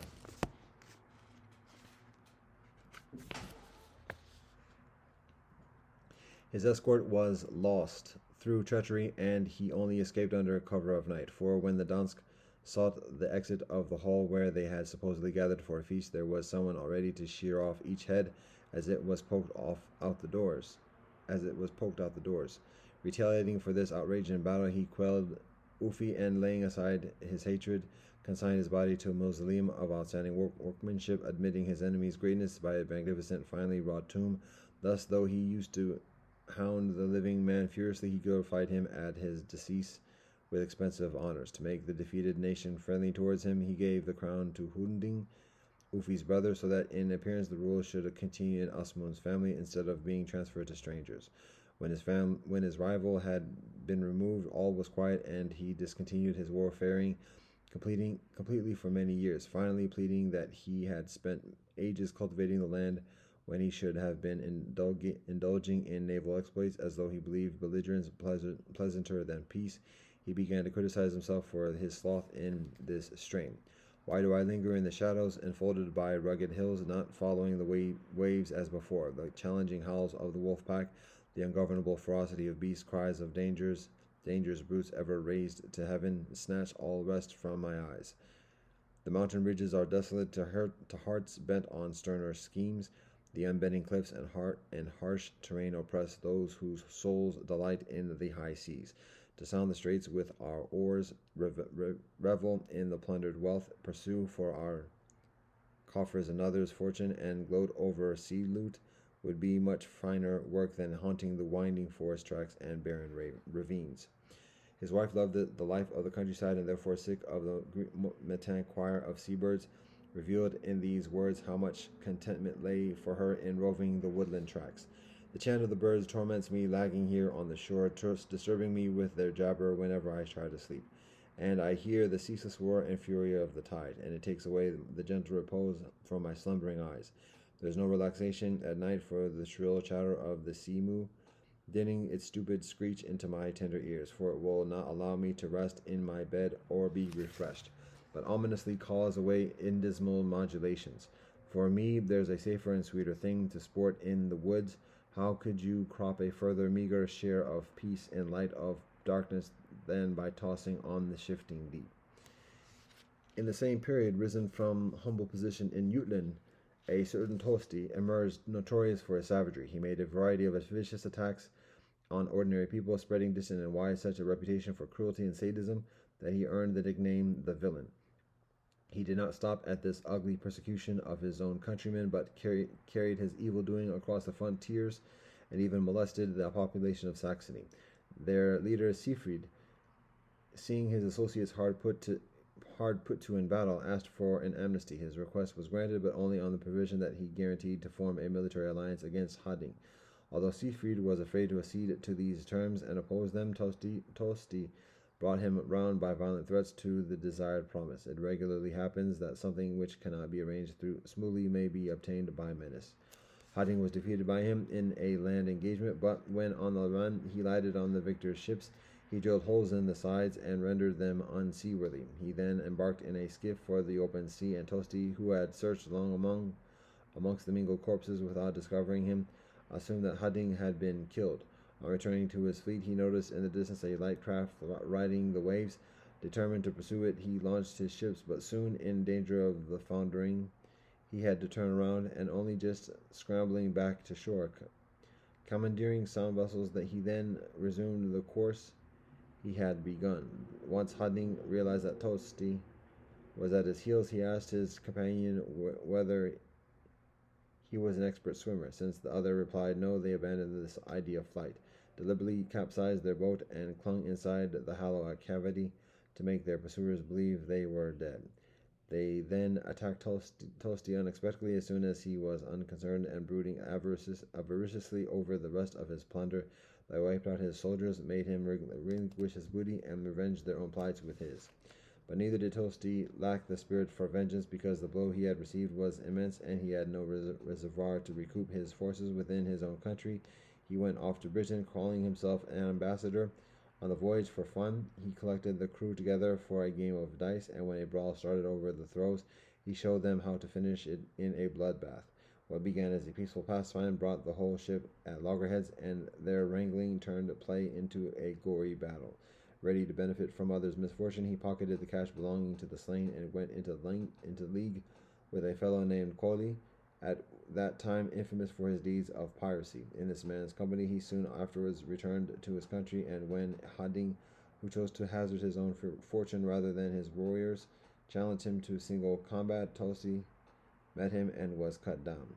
The valiant commanders of old avoided executing their missions at everyone's risk, where the issue could be settled by the fate of one or two. After these accomplishments, Hading saw the apparition of his dead wife whilst he slept. She sang, "An animal born to you will tame the wild beast's fury, savaging the raging wolves with its grim jaws." But shortly afterwards she added, "Beware, from you and harmful to you has sprung a bird, a malevolent owl, a swan of melodious voice." In the matin, the king shook off the drowsiness and revealed his dream to a skilled soothsayer, who interpreted the wolf as his son, destined to be fierce, whilst the swan signified his daughter. He foretold that one who destroyed his foes, the other plot against her far. The outcome answered the prediction. Unvil, Hading's daughter, was married beneath her to a commoner, Guton. Whether she was motivated by the degradation of the match or aspired to high renown, she acted without any filial regard and incited her husband to murder her far, declaring that she preferred to be looked upon as a queen, not a mere princess. I have decided to set out the form of her inducement in her own words as nearly as I can.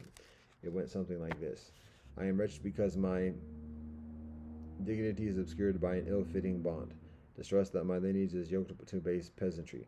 Unblessed is the child of royalty, whom the law of wedlock levels with the mob. Pitiful the king's daughter, whose far has idly transferred her elegance to low and contemptible embraces.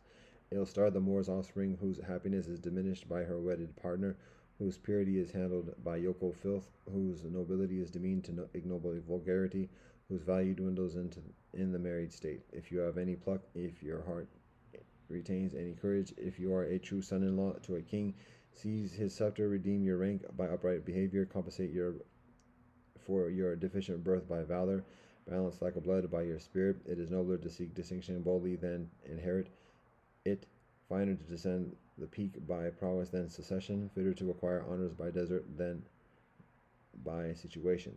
Remember, too, that it is no crime to undermine senility, which sags and tumbles to ruin under its own weight. Your father-in-law should be content to have borne office as long as he has. Only a daughter's power would come your way, and if you missed it, would fall to someone else. Every attribute of the elderly is next door to decay. Let his past reign satisfy him. Assume authority at your convenience. I had rather my husband were monarch, not my parent. I had rather be rated a ruler's wife, not his daughter. It is better to enjoy the close caresses of the sovereign than pay homage to him at a distance. Further glorious to be the bride of a majesty than its parasite. You should prefer your hand to hold the scepter rather than his. Nature has made each man his own best friend. You won't lack opportunity if the will to do it is there. All things give way to sharp wits. We must hold a celebration, provide a banquet, make the necessary preparations, and invite my far. Make fake intimacy will pave the way to deception, since the name of kinsman is the very best cover for a trap. Again, his drunkenness will offer an easy opening for murder. When the king's attention is on his grooming his mind on stories, his hand to his beard, and he is parting his tangled locks with a hairpin or comb, then let him feel the thrust of steel in his entrails. A busy man takes less precaution. To revenge all those crimes, your right hand must strike as an act of piety on behalf of the distressed. Her husband yielded to Uvil's importunate suggestions and promised to set an ambush. In the meantime, Hading was warned in a dream to be on the lookout for a plot by his son-in-law. He left for the banquet his daughter had prepared under a show of affection, but not before he had stationed an armed bodyguard nearby to be employed when the situation demanded, should he be ensnared. As he ate his food, a minion brought in to accomplish the treachery waited quietly for the right moment with a knife hidden beneath his cloak. The king observed him and signaled on a trumpet to the soldiers posted in the vicinity. In a second, they were bringing him, and the stratagem recoiled on its author. Meanwhile, Hunding, king of Sverige, had received a false report of Heading's end, and thinking to honor the dead, gathered together his nobles. Filling an enormous jar to the brim with beer, he ordered it to be placed amidst the guests for their pleasure, and to give a sense of occasion, did not hesitate to adopt a servant's role and play the butler. As he was traversing the palace hall in fulfillment of these duties, he missed his footing, toppled into the jar, and choked by the liquid gave up his ghost.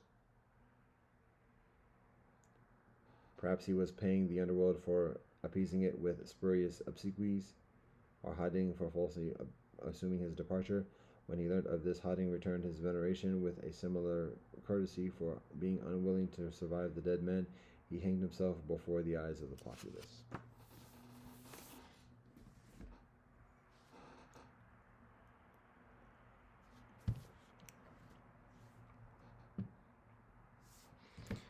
Alhamdulillah, Ar-Rahman Ar-Rahim, Allah Abham. Dao Ke, Dao Fei Chong, Dao Ming Ke, Ming Fei Chong, Ming Ja Rastafari. Deus nos daqui, Sanchela Santo Fakita Nom to Vahigu Sanam, Baruch Chata Elohim, Elohim Melchalam, Ashekasan Obama Tavit Von, the Super Right Torah. Amen. Baruch Chata Elohim, Elohim Melchalam, Ashekasan Obama Tavit Zivanu. Baruch Chata Elohim, Elohim Melchalam, Bare Briagafem. Amen. Kyrie Lesum, Sevamas to Sabjatahi, Sabe Sata Bavantu Sukita. Fagabia, Aquaba, Upendo Namani, Fakir Islami, Chintadam per man, live of me, Womajica, Ubuntu Shabana Fakitka. Shisha, come us near the Morgato, Pelama Yellow Bokato, Ocean Good Goman God, we thank you for the buses. Atajamiat of Name, Hold on, Shanti. Respect and honor to His Majesty Haile Selassie. Respect and honor to Her Majesty was our man. All thanks and praise to the Most High Elohim Jah. Blessed love and peace, Rastafari.